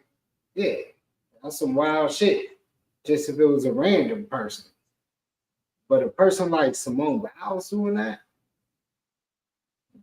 and we already kind of heard, and this even makes me think more because I remember I can't remember exactly what I heard, but I remember hearing some wild shit that she said about this cat before in the news. I can't remember it, so I'm not going to try to sit here and try to act like I remember what I heard, but I do remember hearing some wild shit that she kind of said about the she's with. Maybe it was something like he wasn't. I mean, it wasn't like, I guess maybe I'm trying to remember. Maybe it was some shit like he wasn't her type or some shit like that, and you know, I get it was something like that. We talked about it, but you know, somebody cannot be a type, and then you end up being like, yo, Wife and shit. yeah, they might be dope in a different way that you might have thought. You know what I mean? They might have been attractive, and you thought at first like, they ain't my type, but then you talk to them, their personality dope. So I ain't even gonna knock you for that. But this right here, so that wasn't it just come off very agenda based, man. And I know that she ain't the type person that gets to push buttons on her own. You know, we know people that gets to push buttons on their own. You know, maybe a Kanye, I could say like, you know, he might be able to tweet his shit and do his social media himself. Somebody like her, if it leaks out or gets on social media, it's her and a team behind it. Like, it's not just, you know, she ain't just doing that herself. So this type of shit is more agenda based in my eyes. So it go more deeper. See, a lot of people just laugh at it. But me, I'm looking at it like, nah. And then on her platform, why is this coming out on her platform? On such a huge platform, and that's her man or husband. Nah, that's the comments in that was crazy, man. Masculinity, man. See, this is why I told y'all, man, it's under attack. When we look at, and I don't like to use these guys for examples per se, but when we look at public figures and how they were attacked on the biggest platforms, when you look at like the Kevin Samuels and the Andrew Tates, this is what they talked about was masculinity. This was their main source of their platform. Well, Kevin Samuels was crazy. His was about the nuclear black family, is that he wanted the families to kind of be more nuclear, and he wanted people to be more traditional in a sense. So I guess his message was he wanted people to be more traditional in relationships, value relationships more, and that's not constructed to the way that shit is promoted nowadays. Constructive relationships ain't what's promoted at the top of the food chain. That don't sell. A good fucking, like, if you think about the TV shows, even when we as kids. When we as kids, it was Family Matters, it was Full House, it was all these family shows. It was Tim and the Taylor, the Two Man, and it was all family shows when we was in the early 90s. And then they was like, hold up. Now we got the Real World. We got the Housewives of Atlanta, the Housewives of Orange County. We got Love and Hip Hop. We got the Bad Girls Club. Like, this is what sells. The most degenerate controversy sells. The most degenerate aspects of our communities, and this is horrible. Family TV. What's good, boy? T.I. and Tiny's house. That don't sell no more. Yeah, T.I. and Tiny's house don't sell no more, Birds. No. That ship has been sailed, man. You're gonna have to get more and more crazier, more and more egregious. You gotta do more nastier shit, more and more embarrassing, more shameful shit, just to get less and less views and likes and clicks and stuff, man. We over here sipping on Art Vino Merlot. Art Vino. You know what I'm saying? Whenever I have a situation go down where I sell some wine, I always gotta celebrate with drinking. So, you know, so I had a nice purchase today. You feel me? Shout out to the people who copped them 2 cases from your brother. You feel me? We got wine tasting events coming up. You know, all type of shit. But we sipping on I decided I wanted to celebrate by sipping a purchase order, 2 full cases of Art Vino. We're gonna sit up there and celebrate with a bottle of Merlot. Now I asked them could I shoot a video, but you know, the client, they would rather me not. They said, you know what, this is for no. And this is something for me that I want to probably have a discussion about too. Is what about the people who do business who don't involve themselves with social media? I want y'all to know it's people doing real big business, making real big moves who don't even engage with social media at all. Not at all. Are you aware of that? Are y'all aware of that? Because in today's society, we would kind of be geared to think that every person that runs a business has a social media aspect to their business. And I like to tell y'all that although that may be true, there are some businesses who do absolutely no social media, anything whatsoever. Straight word of mouth, traditional business. They're doing very well too. Honestly, some of the guys I know who are the biggest business guys rarely even use social media. Right. Me too. To be honest. Yeah, if you're not like in the media, like how or doing things like what me and L doing, it really ain't no point. You can still conduct business without social media. Right. And even this is just, until they get to where it's at, y'all can make this what it should be. You know what I mean? But at the end of the day, we still gotta grind and hustle on other things. You know what I mean? Mm-hmm. And then when we get to the point where we get to the platform where we could do this all the time, anytime, you know what I mean? Give y'all content all day, every day. You gotta kind of get to it other ways. That's a fact. Yeah. That's a whole entire fact.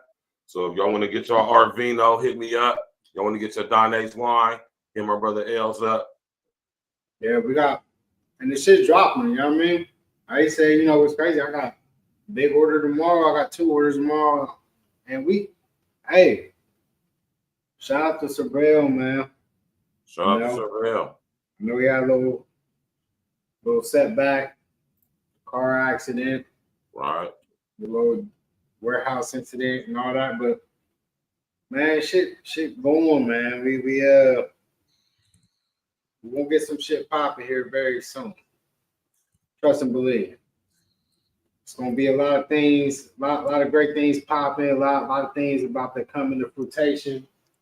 Actually, just got a text not too long ago, earlier today. So we're gonna get some things popping, man.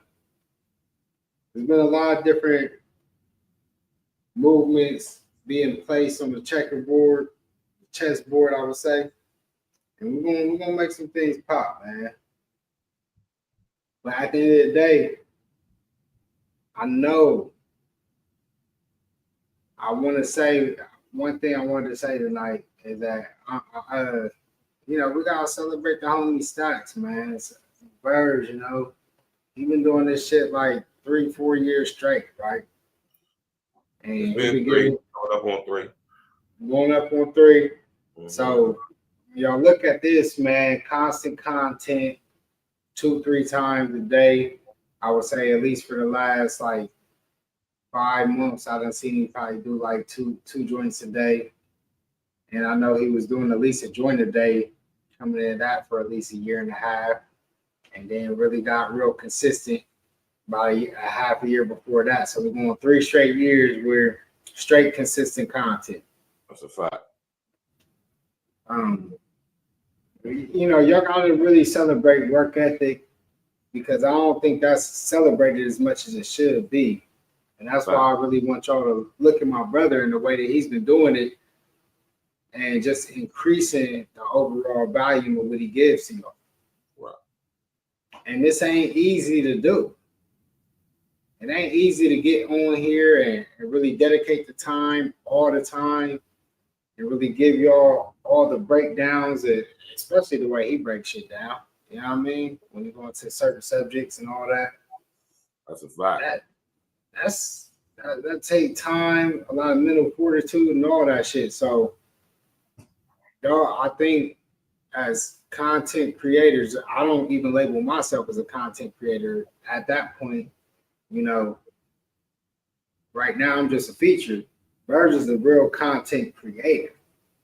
All the time, all day, every day, no days off, as we would say, the E.N.E motto. The E.N.E motto. And I just want to celebrate that. So anybody tuning in, if you're here, you probably already know that. So I ain't even gotta say nothing, but you just gotta celebrate that. And that could be anybody that you know in any type of field, whatever they do. Celebrate those people that really put that work in to get to where they at and do what they do. And then hopefully they can expand on that and make it better and more creative. Expand to a point where maybe you can even be involved in what the processing. That's what you say. You know what I mean? So get down, man. Shout out to Bird, shout out to Stacks. I'm about to take a shot of that tequila tonight. That's what I'm off of. You off of that tequila over there tonight? Yes, well, I'm off of the my own shit. You know what I'm saying? Art Vino Merlot. You feel me? It's so beautiful. Hey man, I appreciate that, L. You hear me? Listen here, y'all. You know, I appreciate that coming from my brother L. Like I said, this is my brother right here. We know each other for the better part of 25 plus years. You know what I'm saying? Out of all the homies, I couldn't imagine doing the way I'm doing what I'm doing with nobody who would be involved to the level that L is. You know what I'm saying? You know what I'm saying? Not slighting none of my other brethren. You know what I'm saying? We got brethren doing other things, but it's just a beautiful thing that I got L, who been, mind you, since day one, even when I was in media school, L has been the one there, you know what I'm talking about, he seen the vision before anybody else, you know what I'm saying? He already seen what was going on, and I just want to say, man, I appreciate you appreciating me, man. Listen, man, if we don't give each other accolades and big each other up, you know what I'm saying, who else gonna do it? You know what I'm saying? And I'm telling you, coming from my brother, that means a lot to me, man. You know what I mean? Like he said, man, this is not easy. It's hard work. You know what I'm saying? Until this become a situation to where it can fully, you know, but you gotta figure out how to do that while remaining authentic to what you do. See, it'd be easy to come up here for me and Elle to just do some bullshit and get likes and views and shit.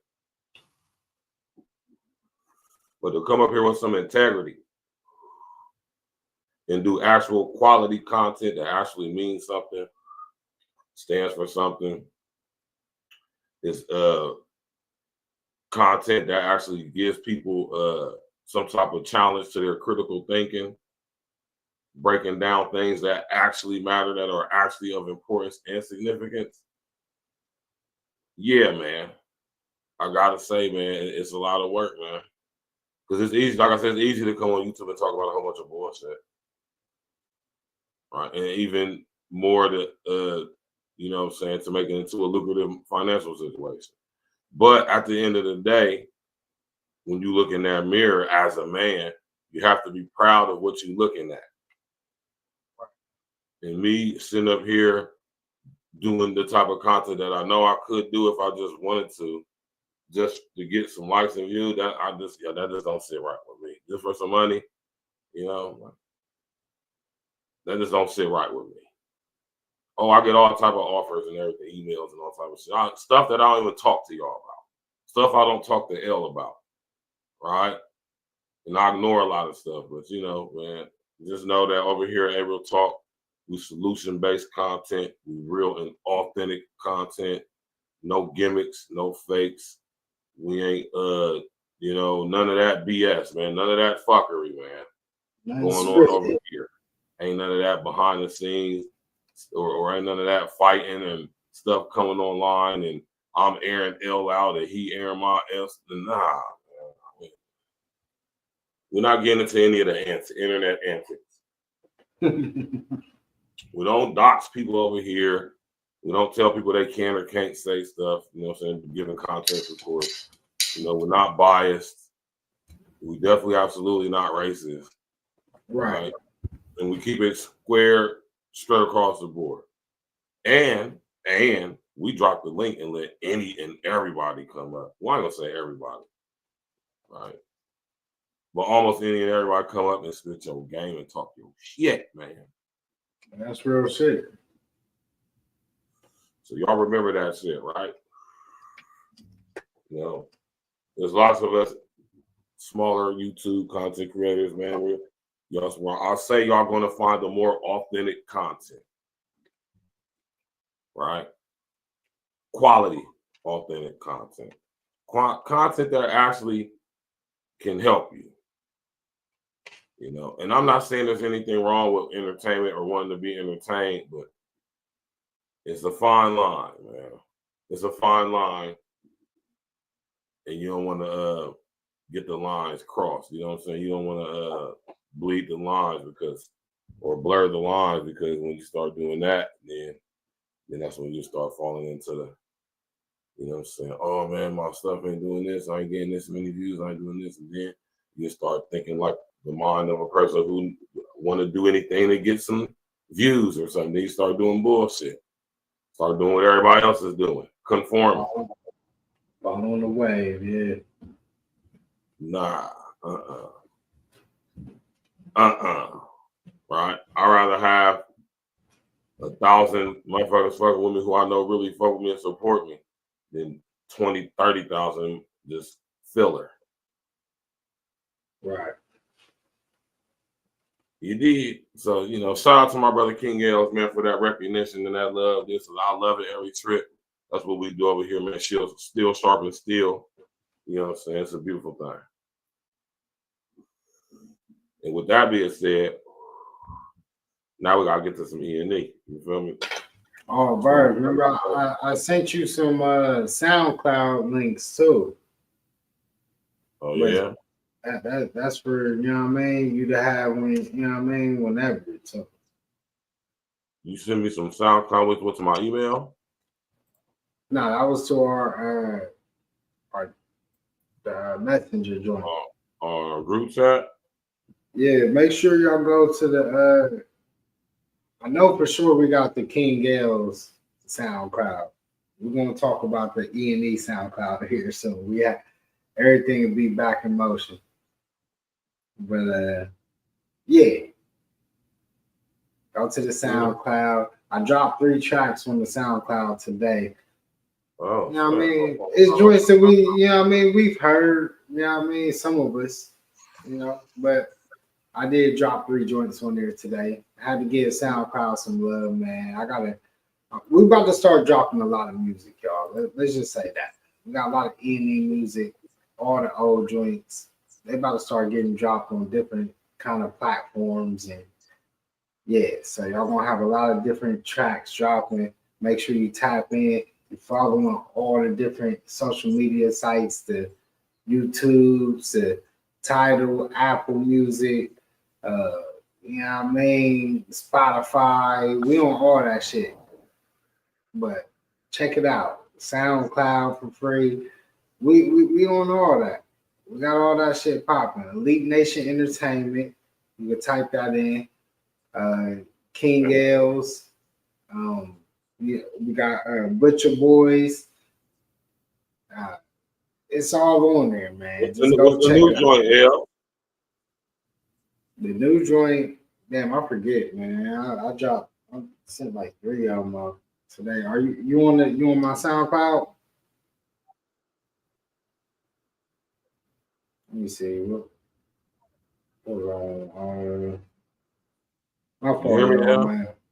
Yeah. You on the sound? You on the SoundCloud? Yeah. Which one was it? I'm on King L E.N.E.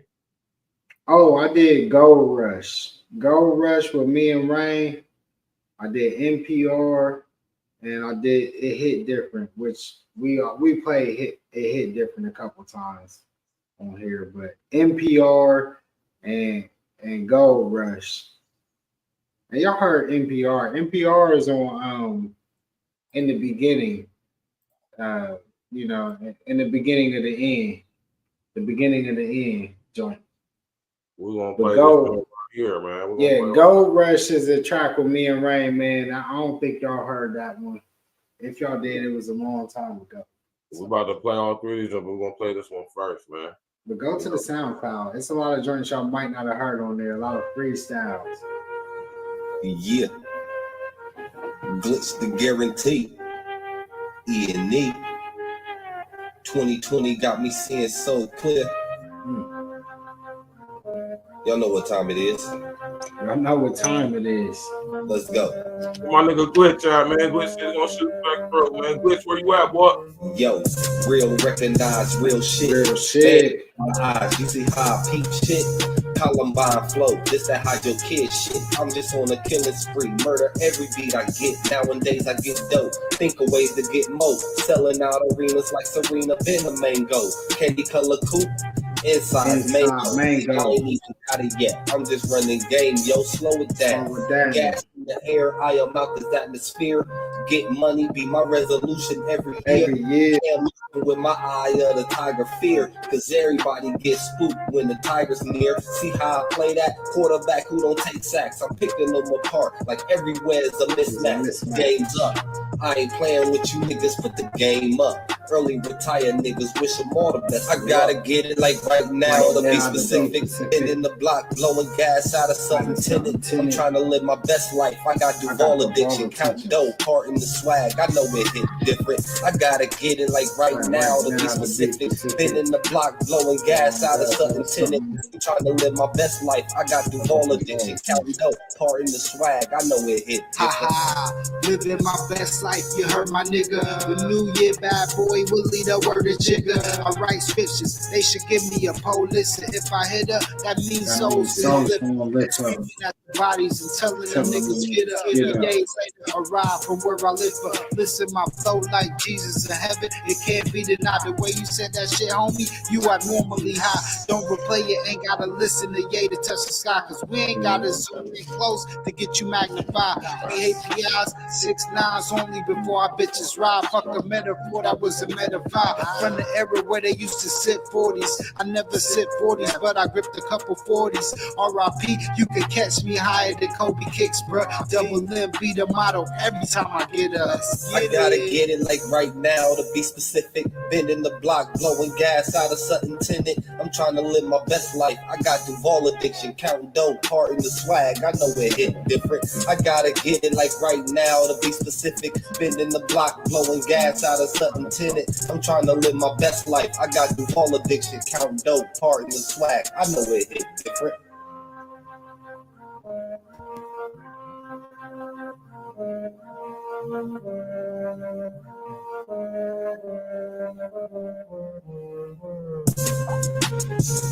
Yeah. E.N.E every day, all day, no days off, Jack. Oh, that King L SoundCloud right now, man. Type of King L E.N.E. You'll get all the stupid releases from my brother King L. Yeah. My nigga Glitch in the building, man. We need Glitch in the building.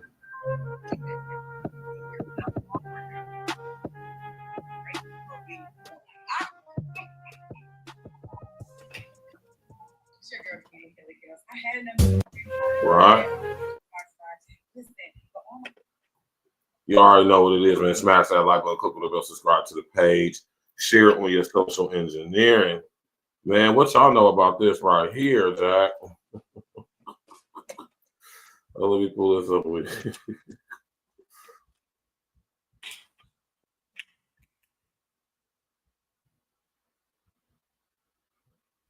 Oh my gosh, man. This is wild right here.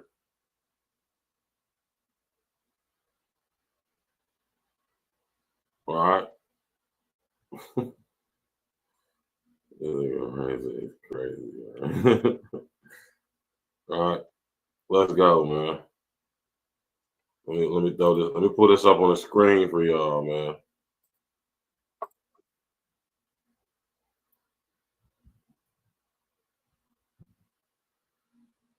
What's a bad habit that you wish that you could stop doing? What's all about this? So, like, why do you think? Brother, right? We know Ray J is the man that got the Kardashian family on the map. You know, unfortunately, I wish Ray J would have gotten somebody else on the map, but not them. But that's neither here nor there. Now, Sukihana, the rapper, the one that's just all outside with what she do, she has an affinity for Dr. Umar Johnson. She respects him. She likes Dr. Umar. And recently, she went out to an event at Miami Gardens with Dr. Umar Johnson. Looked like they was trying to almost have a love connection. Well, Ray J didn't like that. Case in point, look at your screen here. So on your screen, Ray J says, Suki is my girl. Stand down for you. Dr. Umar responds, good brother, I don't take orders from men. You do you, and I'm going to do me. With that being said, we can leave it right there, bro. All right. So Dr. Umar just kind of responds. Now, Ray J, why would you jump in another man's DM about anything? That is so juvenile and out of pocket. If a woman is gonna push up on another man and doing what she was doing with Dr. Umar, you know, grabbing his face and all of that, you need to talk to her, bro. You don't talk to that man. Why are you talking to a man? Never.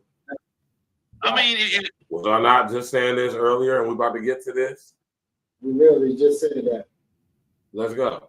If she's doing all that, then just leave her alone. But that looks so weak. She's my girl. Really? After you were fooling with Kim Kardashian? Bro, you should have been way over that from a long time ago, brother. It's my girl.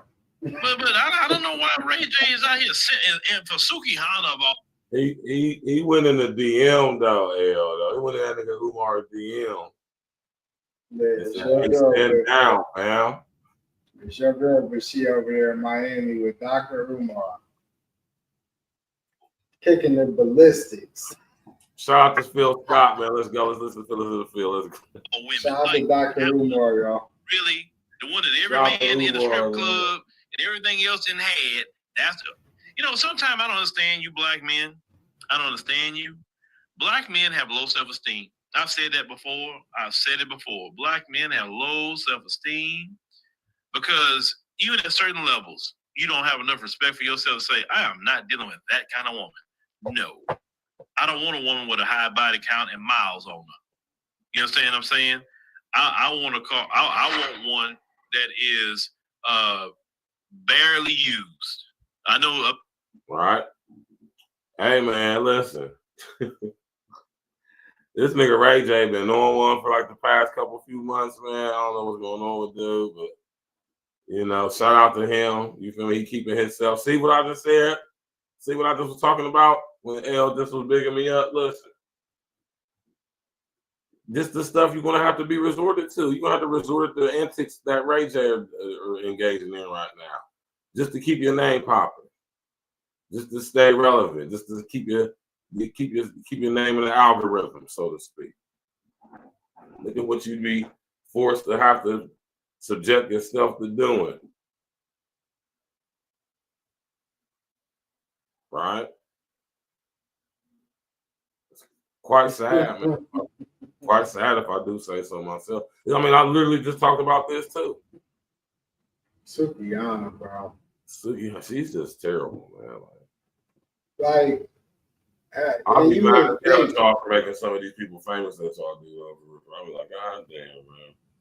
And then to be like really mad, my fault, y'all. I ain't even gonna say that. I don't know if they're in a relationship, but my G, bro, like, come on, man. Like, you gotta know the smash and pass from that's my girl type joints. Like, this nigga's like, he older than me, I would assume. I think Ray J older than me. He gotta be about 45. I think he around the same age as me. Same at 42, 43. 40, all right, 43, 44, but still, bro, you gotta know more than that. That's some young nigga shit. He's 44. 44, okay. Yeah. Ray J, bro. Come on, man. That ain't it. Nah, and you don't even hit no, like you said, we was just saying this. You don't hit no other man up on no shit like that. Don't hit me up, man. I remember when y'all cats used to hit me up about y'all's chicks, bro. Man, that's the wackest shit to do ever. I swear I ain't never did no lame ass shit like that, man. Nah, wouldn't dare. For one, I ain't gonna tell you nothing. Telling you nothing. I'm probably still trying to do what I do with your lady. And I probably still, it was crazy. Every time they did that, it got worse. Worse. She didn't know nothing but let me clap cheeks more. Every time you niggas ever did that with me in my business, I got more activity out of the bench. That is what's even more crazy. It made y'all's women go even crazier. And a lot of times they was sitting right next to you when you made the call. And I know they was. And I ain't gonna tell you nothing. You know, I ain't gonna narc on them. But don't call no dude, man. Don't if you want to check anybody, and I wouldn't even advise that, because if you get to the point where you see some bullshit like that that's factual, and this go for women too. Instead of y'all going back and forth, anybody, if you find some shit, think of that moment to yourself: do I want to deal with this, or do I not want to deal with it? Flat out. And you choose a side, and you stay on that side for that moment. Now you could, if you go through it again and again and again, you gotta start thinking about the decision you're making, but that's the way I look at it, man. You choose a side. Do you want to deal with it? Do you not want to deal with it? But at the end of the day, do not address the person that's on the other side, because they don't owe you the loyalty as a person. If you want to address anybody in a situation, address the person that had loyalty to you in a situation, not the person that didn't. I'm talking about don't owe you no loyalty, don't really owe you no respect, don't owe you no explanations, no understanding, nothing, man. They owe you nothing. Do not ever call the person that owes you nothing. No, nothing. Just deal with the person who you dealing with, and don't worry about anything. Yeah. And like you said, unless there's context to everything. Unless it's like somebody like your brother or something like that. Yeah, your homie or something. Yeah, if it's a girl and it's your home girl, or it's your dude and your homies, and that's different. But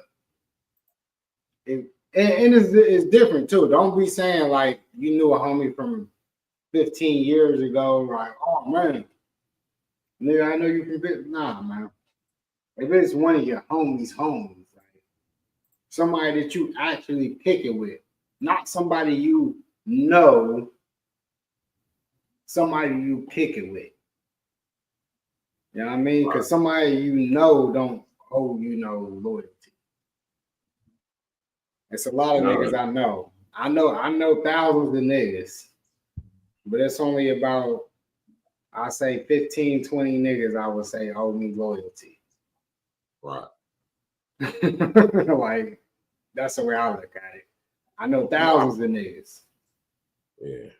Me too. And 20 niggas I would say probably less than 20 niggas that I would really expect real loyalty from. Like less than 10, honestly. That I would really expect true loyalty from. Right. I'd say 20. I could say I got about 20 cats that I would say, but that's a very small amount of all the people that I know. And that's going to be probably the same situation for me too. I think about stuff like homies and like that. Not that many. Right? Yeah. Not a lot. People who I know by proxy or just from that I know who, like, as far as I grew up with and stuff like that, but who I feel like LC owe me loyalty, who I confide in, who I go to if I'm in a situation. Yeah, it's a handful or something. It ain't a lot. I'm gonna just tell you that, and there's a reason for that. It is, but this situation right here for me, man. Listen, Ray J's just being Ray J, man. Like I said, you know what I'm saying? He just Ray J'ing it on. You know what I'm saying? Pause. Yeah. Umar, and I like the way Umar put that though. It's like, stay in your lane. I'm gonna stay in my lane, man. You feel me? That's what I got from what Umar responded by that. Like, we ain't in the same circle. We ain't the type of black man. You know what I'm saying? We ain't got to sit up there and do that. You know what I'm saying? He ain't get irate with him. Ain't call him out his name. He ain't. And I do respect that from Umar, but this ain't nothing but I think Ray J just trolling. Yeah. You feel me? At the same time, or he's trolling, but this is not something that he actually wants to do, more like he has to do. I see Cam talked about his. I didn't see it because I didn't actually watch it yet. I was gonna watch it this weekend with Cam talking about his interaction with Suki, which I heard she takes souls out of niggas. You said Cam said what now? I don't know. I didn't see it, so I can't really say what he said. I didn't watch it yet, but I did hear Cam talk about his encounter. Oh yeah, he talked about it on the show. Yeah. He said something about she was talking about eating a nigga ass or something like that. Pause. Yeah, I ain't get to see it yet, but I heard it was definitely worth the watch. So I'm gonna watch this weekend. Yeah, I mean, I was watching that show. I remember that, and when he was talking about, you know what I'm saying, Suki Honda was talking about some, you know, song like eating a nigga ass. And that makes me think that she may be dropping something because Cam said something. Now you got Ray J saying something. Dr. Umar involved. So this could be a way to start pumping her up. When I start, now that me and Virgin have talked about this, it started making me think this could be a rollout for something she got coming up. Right. Possibly, man. Listen, it's all connected. So at the end of the day, just want y'all to know it's all connected, man. Yeah. This ain't no random stuff. Glitz, what's good, boy? What up, what up, what up? What up, L? What up, Stat? What's good, brother? You already know what it is, man. You see what it is, what it ain't, what it's gonna be. You know what I'm talking about? What's happening with you, man? Nah, shit, man. Cooling out, man. With that weather out there in that North Cat looking like hitting foe, man. What's it hitting up on, man? It fake snowed like 2 days ago. Oh, got man. 6 inches, didn't you? Pause. Yo. Crazy. Nigga, y'all know what I'm talking about, man. Get the fuck out of here. Yo. See, don't let these niggas fool you, man. We from the cities where it snows. Hey, yo. Don't let these cats try to put you in that frame of mind, man. It ain't do none of that, really. You know what I'm saying? Just some for the people down south that don't see snow to look at it. That's it. Right. Well, that's like I'm used to that shit. Hold up. Yeah, I'll be back, y'all. I'll get some more drink. All right. No doubt. Glitz, what's good with you, boy? Nah, shit, man. Shit, trying to holler at my nigga sick. You know what I'm saying? We supposed to be trying to get this music rollout together. Oh, okay. You know what I'm saying? We got some music, and I'm gonna go ahead and do my Elvis Smoke 3.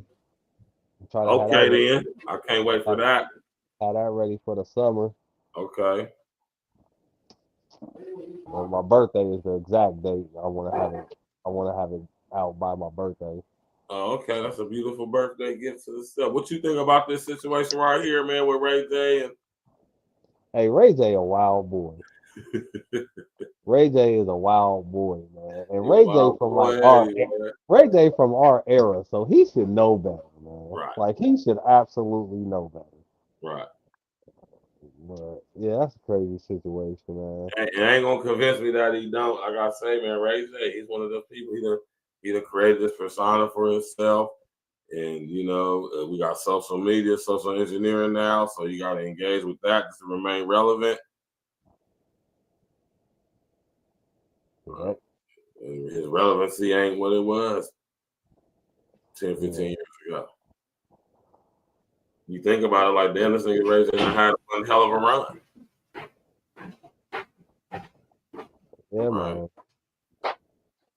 Like he done had a hell of a run. So I tell you, man, some of these dudes, man, DM is another thing. Gotta do anything to remain relevant, man. Even when it's sucker ass shit, because don't get it twisted. This is some sucker shit. For sure. Sliding in the man's DM. That's crazy, bro. That shit even joking, that's some sucker shit. Yeah, that's it. I done had dudes done jumped in my inbox asking me about chicks, man. Crazy shit. I mean, it's just crazy. Like, how could you, as a man, bro? I'm never going to hop in another man's inbox about no woman. That's just not what I'm gonna do. Yeah. You know what I'm saying? Like, if it's my wife or something, then I'm gonna have to. You know what I'm saying? I'm still not inboxing you. You know, Right. That's crazy, man. That's crazy. Crazy work, man. Crazy work, y'all. Smash that like button, click on the bell, subscribe to the page, share and assist on engineer, man. Hey, man, don't be like Ray J, man. Talking about some you a barb for Nicki Minaj going on her Instagram live, talking about some you been a barb type shit. Now you see him here going at it with Umar and his goddamn DM talking about Suki Hondas with her raggedy ass, man. I like Suki Honda though. You want to know why? Because she is who she is, man. I like the open, honest aspect of her, but everything else is just. And what's up with this nigga Ray J with these tats on his face? You said tats on his face? Yeah, when he get tats on his face? Hold on, he got tats on his face? I saw a video when he was talking about, maybe I think it was something you might have sent it to the group when he was talking about some fucking trans reality show or something like that. Oh man. Hey yo, man. That shit was wow. Hey yo. Yeah, nigga Ray J got tats on his face and shit now. Like he like a 60 Crip or some shit. I know he was on Blind talking that shit about he was how he was out there banging. Oh, he was just on Blind talking about how he was out there banging for real. Birds, motherfucker, you should play that shit. No, I'm not playing that. That shit was hilarious. I'll play the audio. Yeah, we can play the audio. That shit was hilarious. I was like, Ray J, man, but you know what, man? That's how I know Ray J got some shit. He got some shit rolling out. I don't know what he got dropping, but we hear a classic case of niggas be doing too much. Definitely, sometimes man. You just gotta relax, man.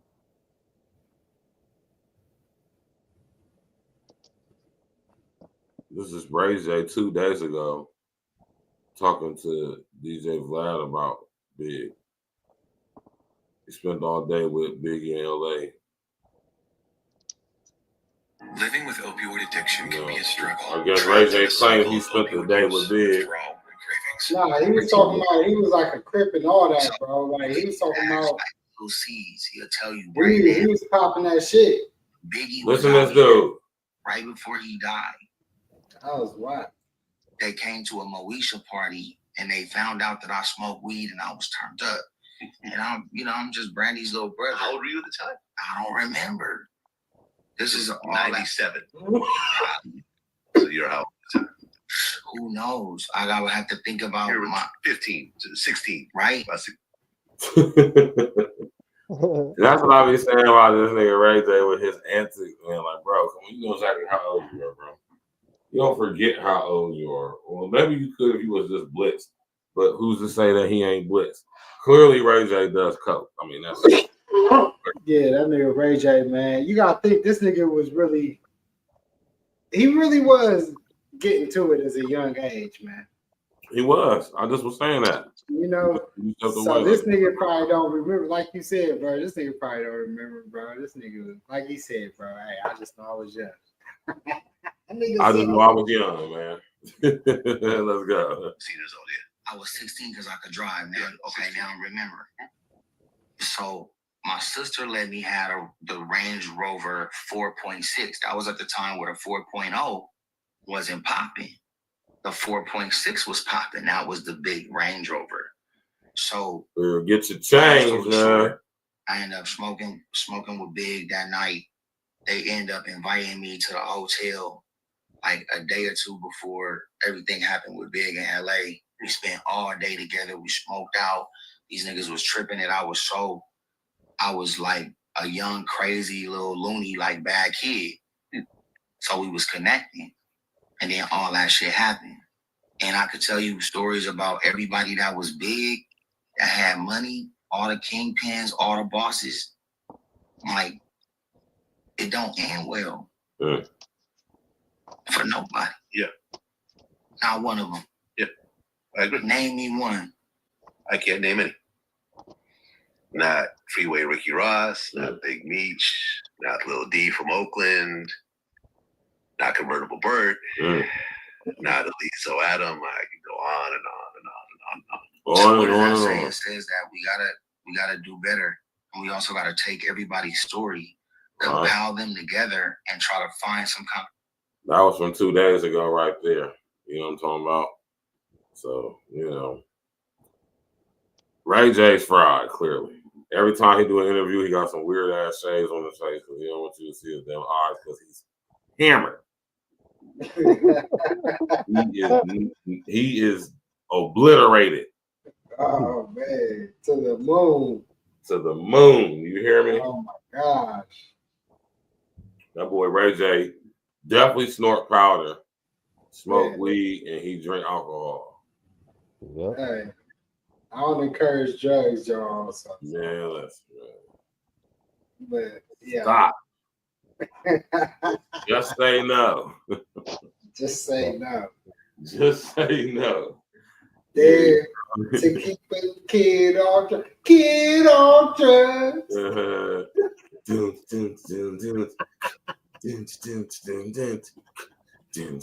Y'all niggas don't even got dare programs nowadays. That's the problem with y'all kids, man. That's what's the matter with y'all new generation. Y'all ain't got no dare programs, man. They don't know nothing about Hot Pursuit hug list, man. Hell no. Hot Pursuit, man. Get off drugs. There to get some hope. There to get our kids off dope. Man, there. They used to have us singing in unison, man. Y'all don't even know. Hey, Bird, matter of fact, well, I got you in the live stream. You trying to go to the Eastmore play next week? When? I don't know. We pick a day, Friday, Saturday, or Sunday. I'll buy the tickets. I was gonna get them like tomorrow or something. Friday, Saturday probably will be preferable. Okay. I get the latest show on Saturday. Probably be like 8 o'clock or some shit. Yeah. I'm gonna hit you. I'm gonna hit you up tomorrow and we talk about it. But I definitely want. We'll do it. You know, But we gotta get into some more E.N.E. You know what I'm saying? From my brother King Els. Go over there to SoundCloud. You know what I'm talking about?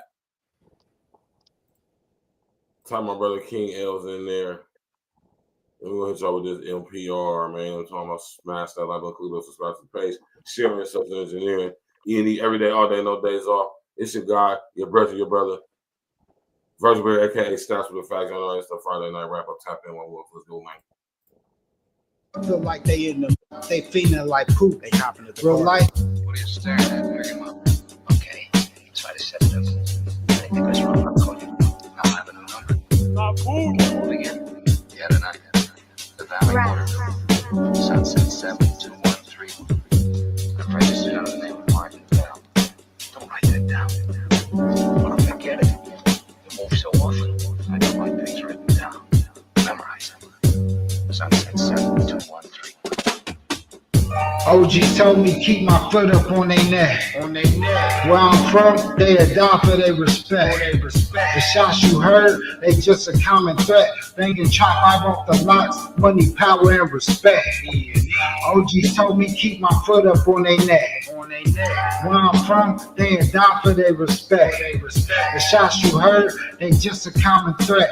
Banging chop out off the locks, money, power, and respect. Waiting for the king to drop, they feeling like poop. They hopping to the real life, but when I pop up, feel like they in the movie. It's tools to this pimpin', that's why they be trying to screw me. Ain't a thing they could do to me. Rose above all the scrutiny. See that price from yesterday? I lower that just a little. Raise the fee, they bounce back. Call it Rose with the dribble, still an NY. Got him handled better than Kyrie with the dribble. Then the niggas nice, they shoot better than KD off the dribble. Only Cubans on my neck, can it all be simple? If they put a hole in your cheek, it ain't gonna be no dimple. Body in the trailer, that's what we call a quick view. Say he a big dog, well nigga, this a lion versus a pit bull. Smooth when I'm on the move, won't even see the grass move. What happens if it ain't respect, if they ever ask you? Playing scenes by some ways, how I synthesize. Fuck everything they say, it be in their eyes. King. OG told me keep my foot up on their neck. Where I'm from, they adopt for their respect. The shots you heard, they just a common threat. Thinking chop I off the locks, money, power, and respect. OG told me keep my foot up on their neck. Where I'm from, they adopt for their respect. The shots you heard, they just a common threat. Thinking chop I off the locks, money, power, and respect. E.N.E. What's up? I ain't seen in a couple days. What's been happening? Man, get off that shit. It's over. It ain't nothing nobody can do about it, man. What do you want from me, man? Nothing. Just came to see if you was alright. See how you been doing. Blank. I ain't talked to nobody, right? I know. Always will be. I just came to see what's up. Let me tell you something, B. I'm only playing your fucking game because ain't shit else to do. But don't you ever pull a gun on me again in your life. Well, I hope I won't have to. I won't have to, man. Smash that like button, click on subscribe to the page, share on your social engineering, man. All right. We got more, man. We got a lot more. Pause, man. Crazy stuff going on in the world, man. Crazy, crazy, crazy, crazy. Right.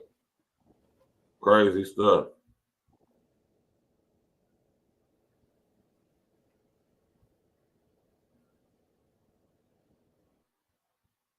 Okay, yeah, this right here. Let me bring this up on the screen real quick for y'all, man. Smash that like button, man. We're about to get into another juicy topic. You did.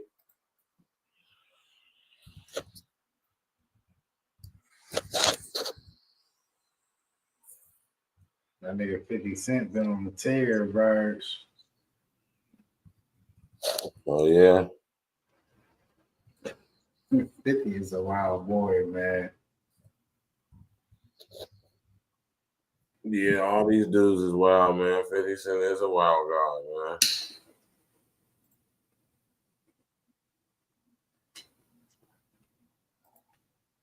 Right. I want you to, because I know you know more about this type of shit than I do. You think Big Meech really snitched? I'm gonna say this: if anything, listen here. This is what I'm gonna say. Right? They come up here. Anything Big Meech said, right? Actually did say, and as a result of him saying that, someone got arrested and incarcerated. That will make him a snitch. If any information you got to police,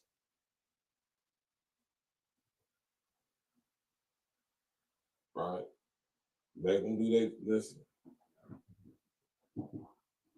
That's just the way I feel about it, man. So, you know, Big Meech came up in a situation, his name came up anything where he inadvertently, wittingly or unwittingly knew what he was doing, more than likely you would be at the level he was at.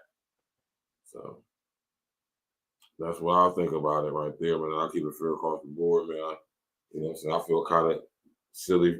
Not I feel silly, but you know what I'm saying, when you make certain videos and stuff, because, you know, I made a whole video about when Big Meech came home, man, saying big up to the brother, hopefully do something positive, you know what I mean? Yeah, I jumped on the live that day, too. Yeah, you know, so to see it go to this is like, man, Are you really a rat bastard? Hey, because 50, it was like 50 had that in his back pocket, like pause, but he definitely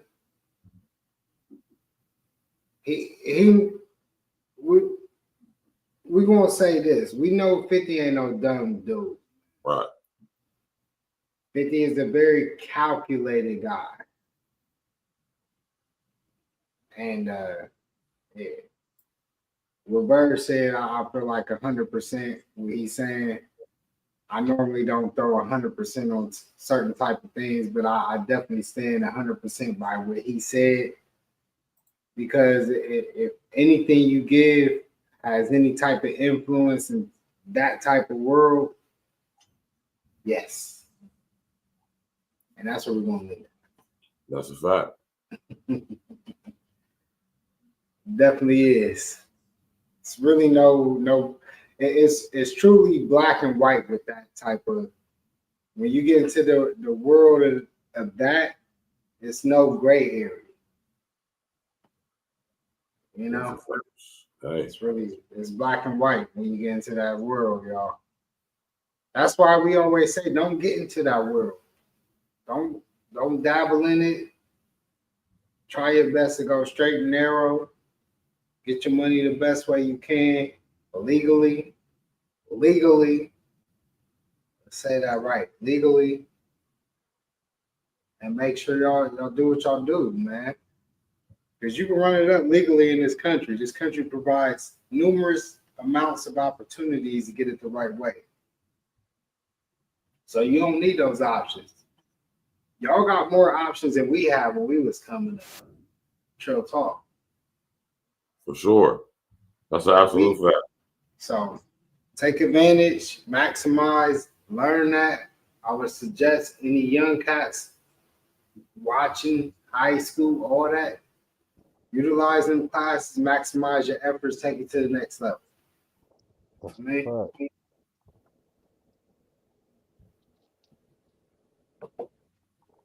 You are your best commodity. In this day and age, when Burge talked about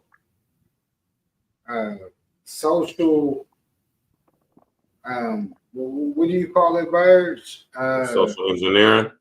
Nah. The value, you talk about the how they gonna start ranking us through like social credit system. So the social credit system. I ain't necessarily saying a social credit system, but I would say when we get to the next era, your social status does matter in the sense of you being able to connect and make more money. Shit, where you live. Right. Where you work, how much you get paid at where you work. Yeah, the zip codes and all that. It's really real. So you got access to certain health care. I'm telling y'all, not prepared for what's about to happen over here, y'all. It's gonna be crazy. It's gonna be very interesting too. Right. We got Party Next Door and Drake drop a collabo album.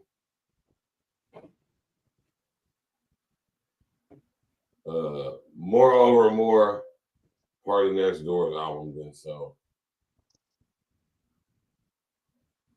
I think. That's just my opinion about the album, man. Like I said, like T-Pain said, it's a whole bunch of cuts that they experiment that didn't go on albums that they already put out or songs that they just didn't give for nobody else. They said, fuck, we're just gonna put them to some beats. And we're just gonna make it do what it do and put it out. Pause. And that's exactly what it sounds like. So all the hatred that T-Pain getting, I don't understand because, you know, he's a person who is in a position to speak on what he spoke on, the way he spoke about it. Especially, you feel me what I'm saying though, man? I just thought the album was mediocre to trash. I don't think it was trash. I don't think it's trash either. I don't think trash should be in the sentence with this album. Right. If you feel it was maybe mid, understand that, but The trash. production was great for the most part. You can't, so you can't. That's an oxymoron, bro. You can't say the production was great and it was. Yeah, I can absolutely. I can say that the production was great, but the songs sucked. But they did. I think I don't think they needed 21 tracks. I don't think. That's why I was like, God damn. Because I honestly say, you know, out of the 21 tracks, you know what I'm saying, 10, 11 of them, you know what I'm saying, I'm rocking with, you know what I'm saying. Right. But I still thought it was, you know what I'm saying, a pretty solid little, and I kind of feel like T-Pain, like they was just like, yeah, so we just got this old shit, bro. Let's just put this shit out. I kind of felt that too, you know what I'm saying. But I didn't think it was trash, though. It was just, I didn't think 21, they didn't need 21 songs. That was pointless to me. They just wanted to get those songs off that they had, you know what I'm saying, stored up. They just wanted to go ahead and let them go. And I feel what you say, and that's exactly I how feel what you said too. Because it was some nice tracks in there, bro. Like I was like, and that's exactly what I said. I said a good 8 tracks. I really rocked out too. It's crazy because the only track I didn't like per se that I wouldn't replay in my whip would be, it was a couple hating joints. I heard you, Burge. Man, and it was a couple. It was about three joints that I probably wouldn't play for sure. And probably the most popular track, which was Nokia. And Nokia, I don't know. Nokia fire. That's one of the tracks I like. So as a DJ, I love it. And it's crazy because when I listen to shit, I could listen to it from different lenses. But because as a DJ, that's going on. It's going in my set. The next party I play, I'll play Nokia. Yes. But as me listening to the album, it's about at least 6, 7, 8 tracks I could put on before that I feel I like. But I know if I'm in a party vibe, Nokia and Give Me a Hug is definitely the top 2 for a party.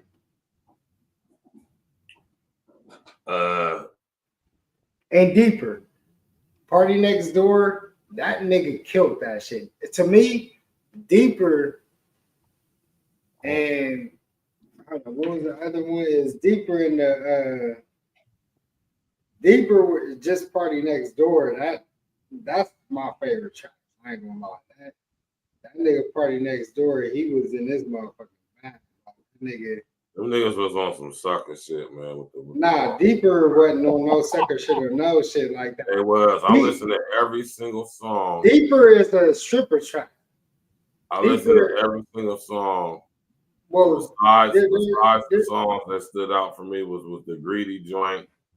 I can't remember the earlier one I listened to, and there was another one. Nah, Spider-Man, Superman is a simp track. I'll tell you the simp tracks. Spider-Man, Superman. Crying in Chanel was 50-50. Brian Still was a simp track. And really that's about, I'll say On My Way is a and When He's Gone. There, man. But Greedy, bro, I'm sorry. Greedy is fire. Greedy's fire. Somebody Loves Me is fire. Celibacy is fire too. That's what I'm saying. Greedy, Celibacy, Somebody Loves Me. Because Somebody Loves Me should have been more at the top. No, my fault. Something About You. Something About You. That's the one. That's the title track. Mothballs is fire. CN Tower, fire. As I'm listening to this album, but that's about. I feel like those are the ones right there, man. Die Trying to. I understand why people really, really like. Because I like Yebba too. Yebba's a fire artist. Die Trying is a different type. I was hearing a lot of sucker ass, simp ass bars, man. For real. My nigga Yellow D said lame nigga ballads. And I said, call them simp serenades, man. Hashtag simp serenade. Put that in the comments section right now. Hashtag simp serenades, man. That's what them niggas is doing. Pleading and begging. It was only like about 4 tracks that I would feel it was on that level. It was only 4 tracks that was really on that where I could give you what you saying. The rest of them wasn't, no, bro. Like if you listen to the Party Next Door, bro, that's exactly what he do. And he writes a lot for Drake.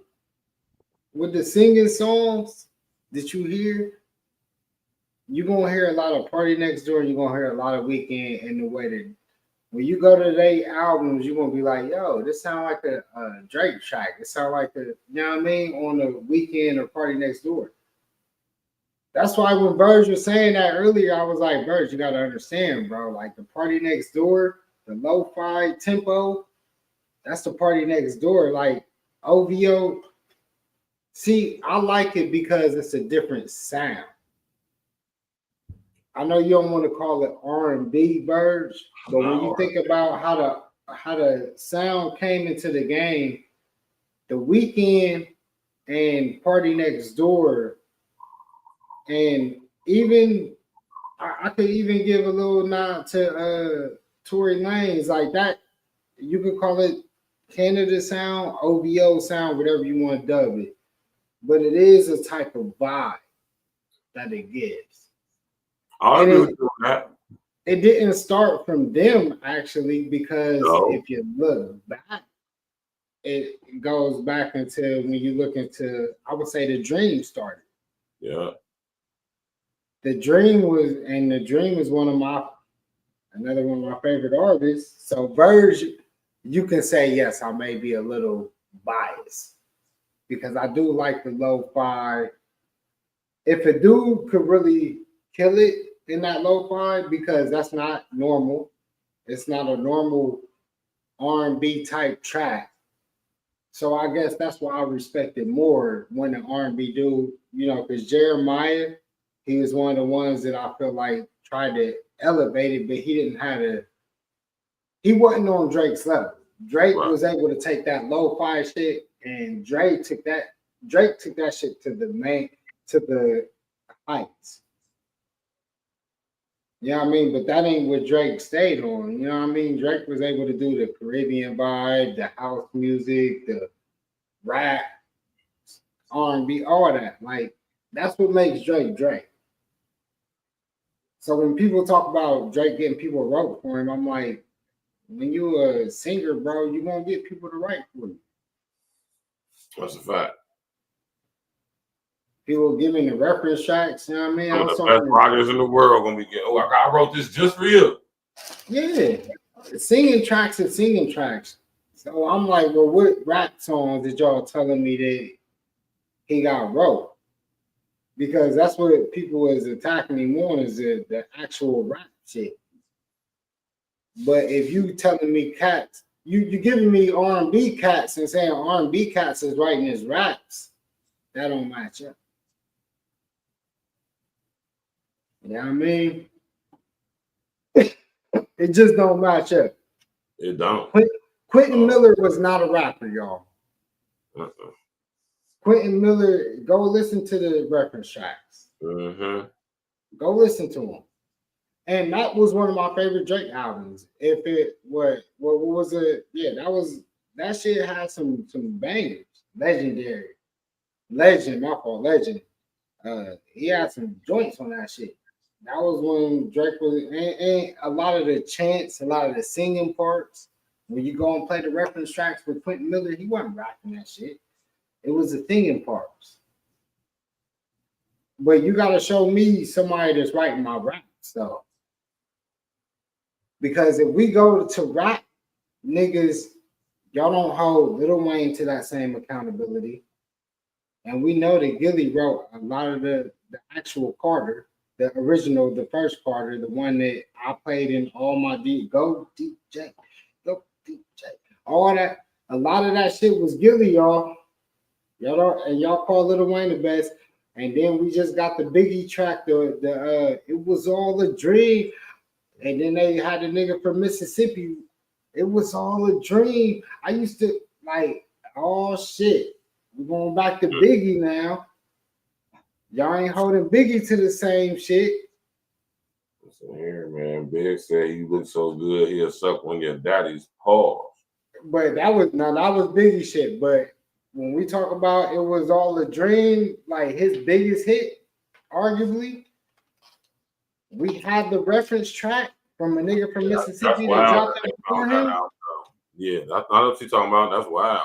So y'all wanna attack Drake so much on the shit, and we know for sure. But way before that, Lil Wayne had his probably best album, The Carter, with the most hits. As a DJ, I played more of The Carter than any of Lil Wayne's other hits in the club.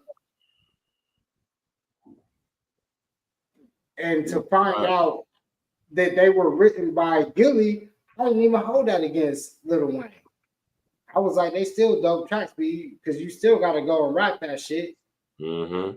Even if a nigga give you a track, it could be hot, but can you go perform that shit?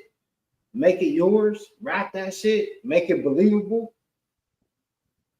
So I don't think y'all respect the artistry. Like, and until y'all could really show me that Drake had a nigga write his rap, and we seen Drake actually write raps for other niggas like Kanye.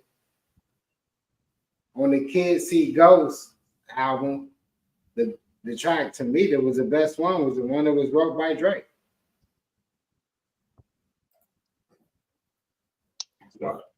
I mean, and that was a rap.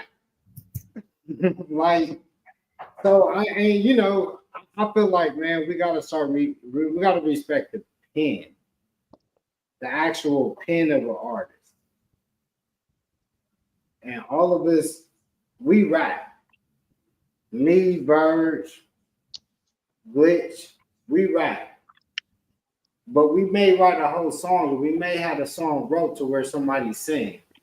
I know Verge wrote a couple joints where he had people that sung on him. He wrote those parts that people sung on. Yes, I did. The tracks that I had that you heard that people sung on, I wrote the singing part on those. Will I go back and be like, oh, I may be telling y'all now, Verge may be telling you now, but we never had to come out and tell you that. Because you know what the fuck? It don't matter. They went and they performed that shit because, you know why? We couldn't perform that shit the way it needed to be performed, right? And we are artists. Y'all try to box us artists in, man. And I feel like I gotta speak from the artist perspective when we talk about this type shit. Because a lot of people aren't artists and they speak about artists. And I get offended on that shit sometimes. You know what I mean? There's a lot of shit I get offended on, but if you ain't never been on that stage and you ain't never had to perform and had to actually project your artistry out to the crowd of people that's screaming, yelling, that may not rock with what you rocking with until you actually make them feel what you rocking to. Nigga, I can't go out there and sing that shit the way that we used to have Weed sing top down on the stage. And I'll be 100 with that. I respect every artist that could do what every artist could do, because when you a singer, that's different. I gotta say that. It hit a lot different, boss. And 90% of singers, actually, I would say closer to 95 and higher, don't write their own shit. Yes. That's a fact. That's a fact. So y'all try to hold Drake to some shit that don't no other singer get hold.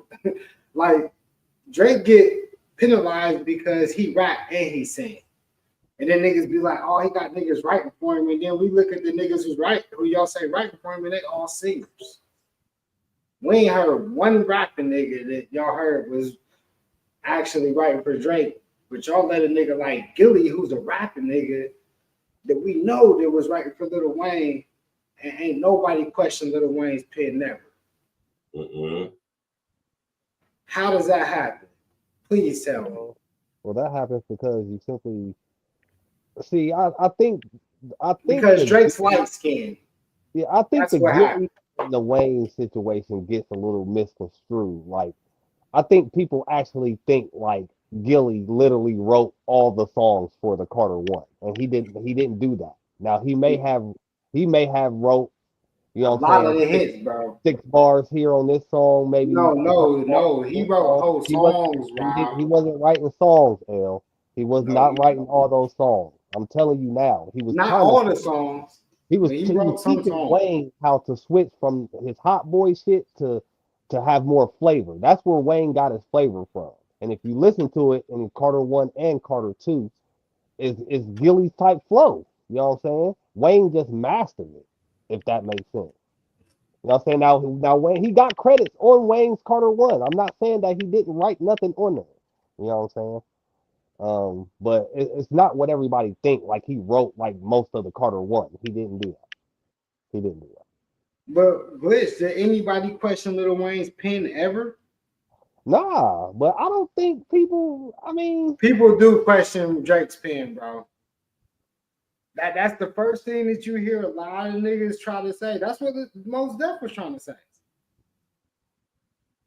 And niggas try to put him in the pop field because he's singing, and I feel like that's not fair because how you gonna hold a nigga accountable because he's able to stretch across multiple genres because he does sing, but when the nigga raps really, really good. Yeah, that's what I'm saying. That nigga Drake rap, nigga, like if you can rap, dog, you can rap. You know what I'm that saying? nigga Drake really raps, nigga. Like he done bodied a lot of our favorite niggas on tracks, bro.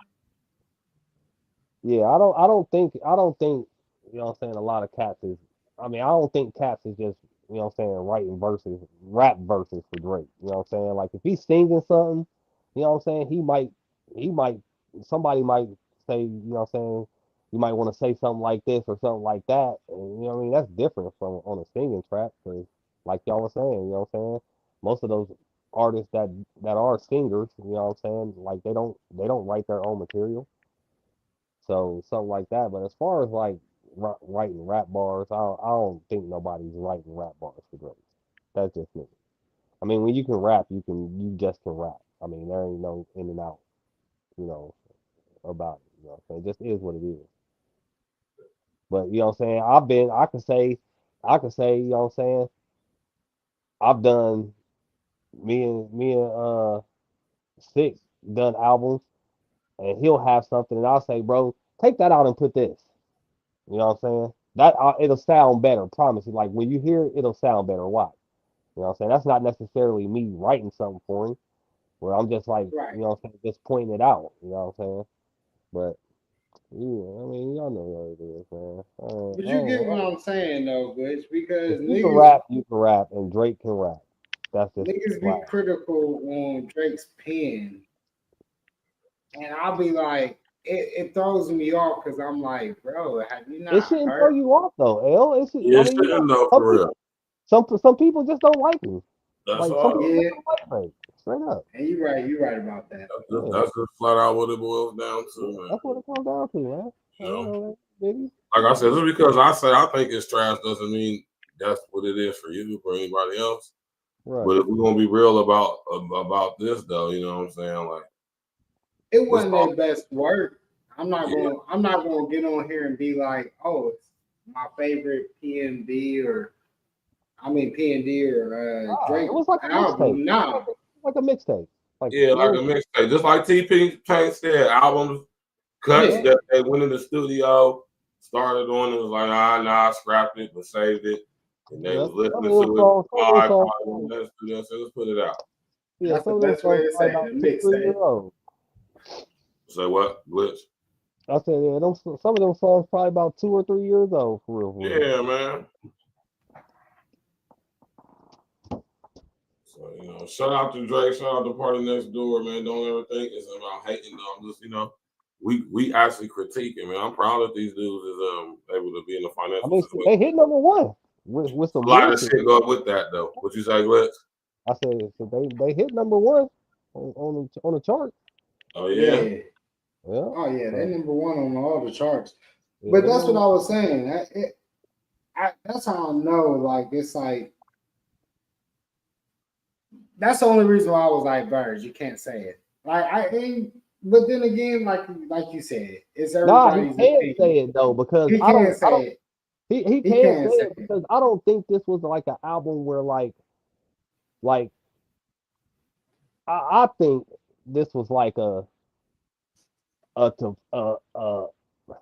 was a P&B album, bro. Like if you don't like P&B, I mean P&D, like if you don't like Party Next Door, bro, like this was a typical kind of Party Next Door vibe. yeah. Really, But imagine if it wasn't no Drake on there, he wouldn't have went number one. You know what I'm saying? That's why I think they dropped it like that after the whole Kendrick and Drake shit is to just prove like doesn't matter what you do, you know what I'm saying? I'm still gonna be, you know what I'm saying, the bigger entity at the end of it, you know what I'm saying? Like niggas don't That's an even talk about OVO the cat. Kendrick beef Yeah. anymore. You know what I'm saying? Like I ain't really heard nothing about the whole Kendrick shit since they dropped something like that. Like, you know what I'm saying? I mean, it is what it is, man. So it is what it is, man. It is what it is. We about to get up out of here though, y'all, And man. Kendrick's album was good too because I think people feel like you gotta pick between the two, and I'm like, man, Kendrick's album was a good album. I feel like this. It's not many memorable tracks off of both. I'm gonna just say that. I listened to Kendrick's album one time. I've listened to it. Well, I've listened to it more than once, but I've listened to both of them more than once. But Kendrick, you know, I like TV Off, Peekaboo. It's about 4 tracks I rock to heavy off of that. On this one, I got a couple more because I like the art, because I like the P, bro. And really, honestly, the tracks without Drake, like I said, is some of my favorite joints. And it's just because I like Party Next Door, man. He nice, man. I like him and his whole thing, but I know Birds don't like the lo-fi beat. No, I like the lo-fi beats. I listen to lo-fi music when I want to go to sleep at night. It's just so that's what I'm saying. You know, when it comes to this album, I just wasn't feeling. I just wasn't feeling. That's all. Yeah, and this is the Party Next Door. This is what he does. This is what he's taken over since the Dream has kind of stepped away from this lo-fi type beat ever. You know what I mean? Because I ain't gonna lie, the Dream was the best at this shit. If Drake could get the Dream to write his shit, that would be classic. Like, because the Dream is the original hating ass nigga. I'm the original hating ass nigga. Hey man, I ain't gonna lie, y'all gotta think. Man, niggas, I love you, girl. Oh man, he told her, and that was like that nigga was the R&B nigga. Now he was battling with Lil Wayne on that shit.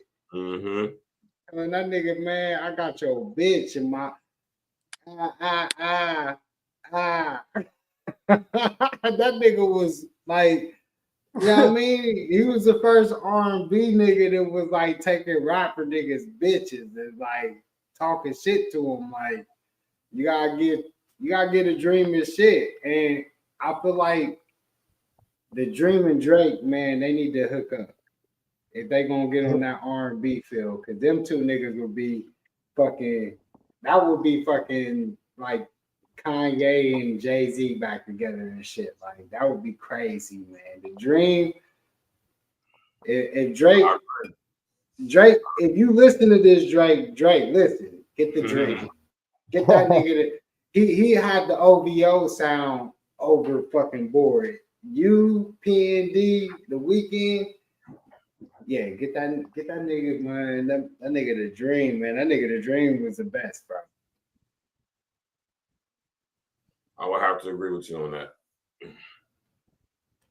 We got to get up out of here, y'all, though, man. Yeah. We got to say our last words and shut it down, man. You already know we chop it up like we do on a Friday night. Tap in, walk with us.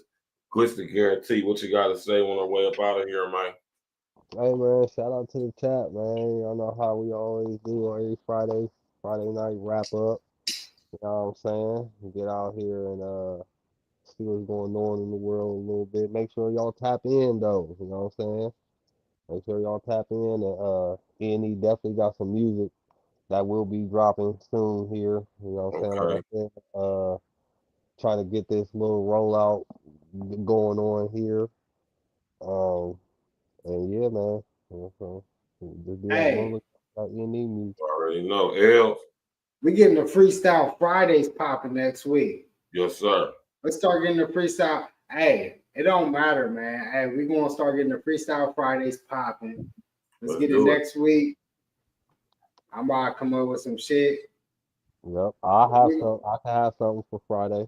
All right, let's start doing the Freestyle Fridays again, man. The E.N.E Freestyle Fridays, get that shit popping. And that way, at least we're going to start giving y'all some more consistent joints, but that also helps us write better. I feel like the freestyles kind of make you write more. Yeah. And we're going to definitely get some new shit popping here soon. So that's all I'm going to say. Tap in, walk with us, man. You already know what it is, man. We got to get up out here. We appreciate everybody coming through. You already know what it is. Smash that like button, click on the bell, subscribe to the page, share and social engineer. We're going to get up out of here. You did. You already know how we do it. We're going to do it like we used to it. Ain't nothing to it. We're going to play this last track off of my brother King L's. This is Gold Rush featuring my brother Rain, man. Tap in, walk with us, man. E.N.E every day, all day, no days off. You did.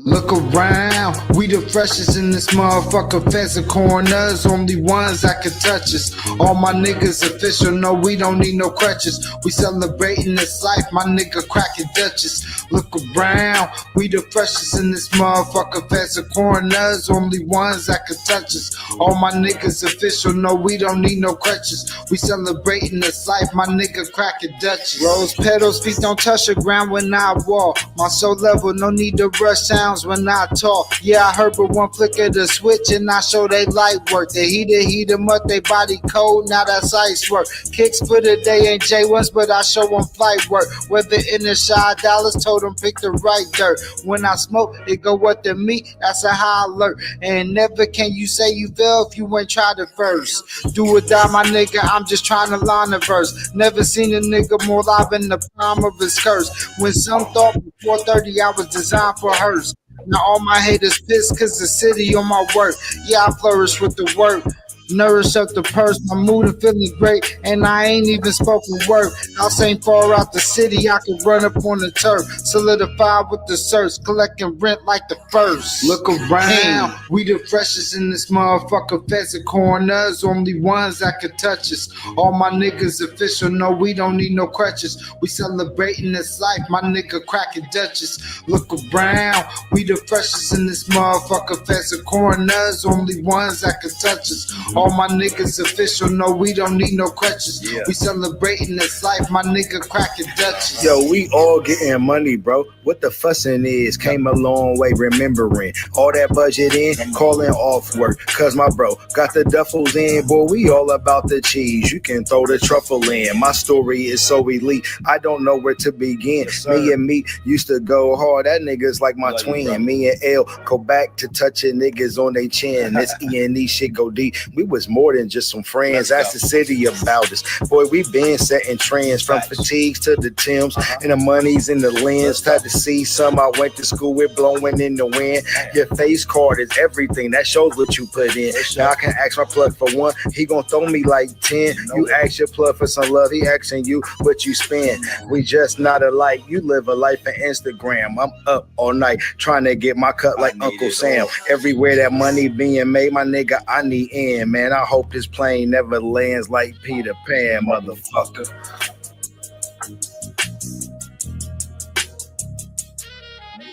Look around, we the freshest in this motherfucker. Feds and coroners, only ones that can touch us. All my niggas official, no, we don't need no crutches. We celebrating this life, my nigga cracking Dutchess. Look around, we the freshest in this motherfucker. Feds and coroners, only ones that can touch us. All my niggas official, no, we don't need no crutches. We celebrating this life, my nigga cracking Dutchess. We were never satisfied, never finished. Will never be retired. My high school English teacher, Mr. Fisk, I actually paid attention one time in class. And he said, he had this beautiful quote, and it read, "Rest at the end, not in the middle." And I took that to heart. I believe there's time for resting at the end, but for me, that time is not now. Thank you for this tremendous honor in acknowledging my basketball career, but I'm far from done.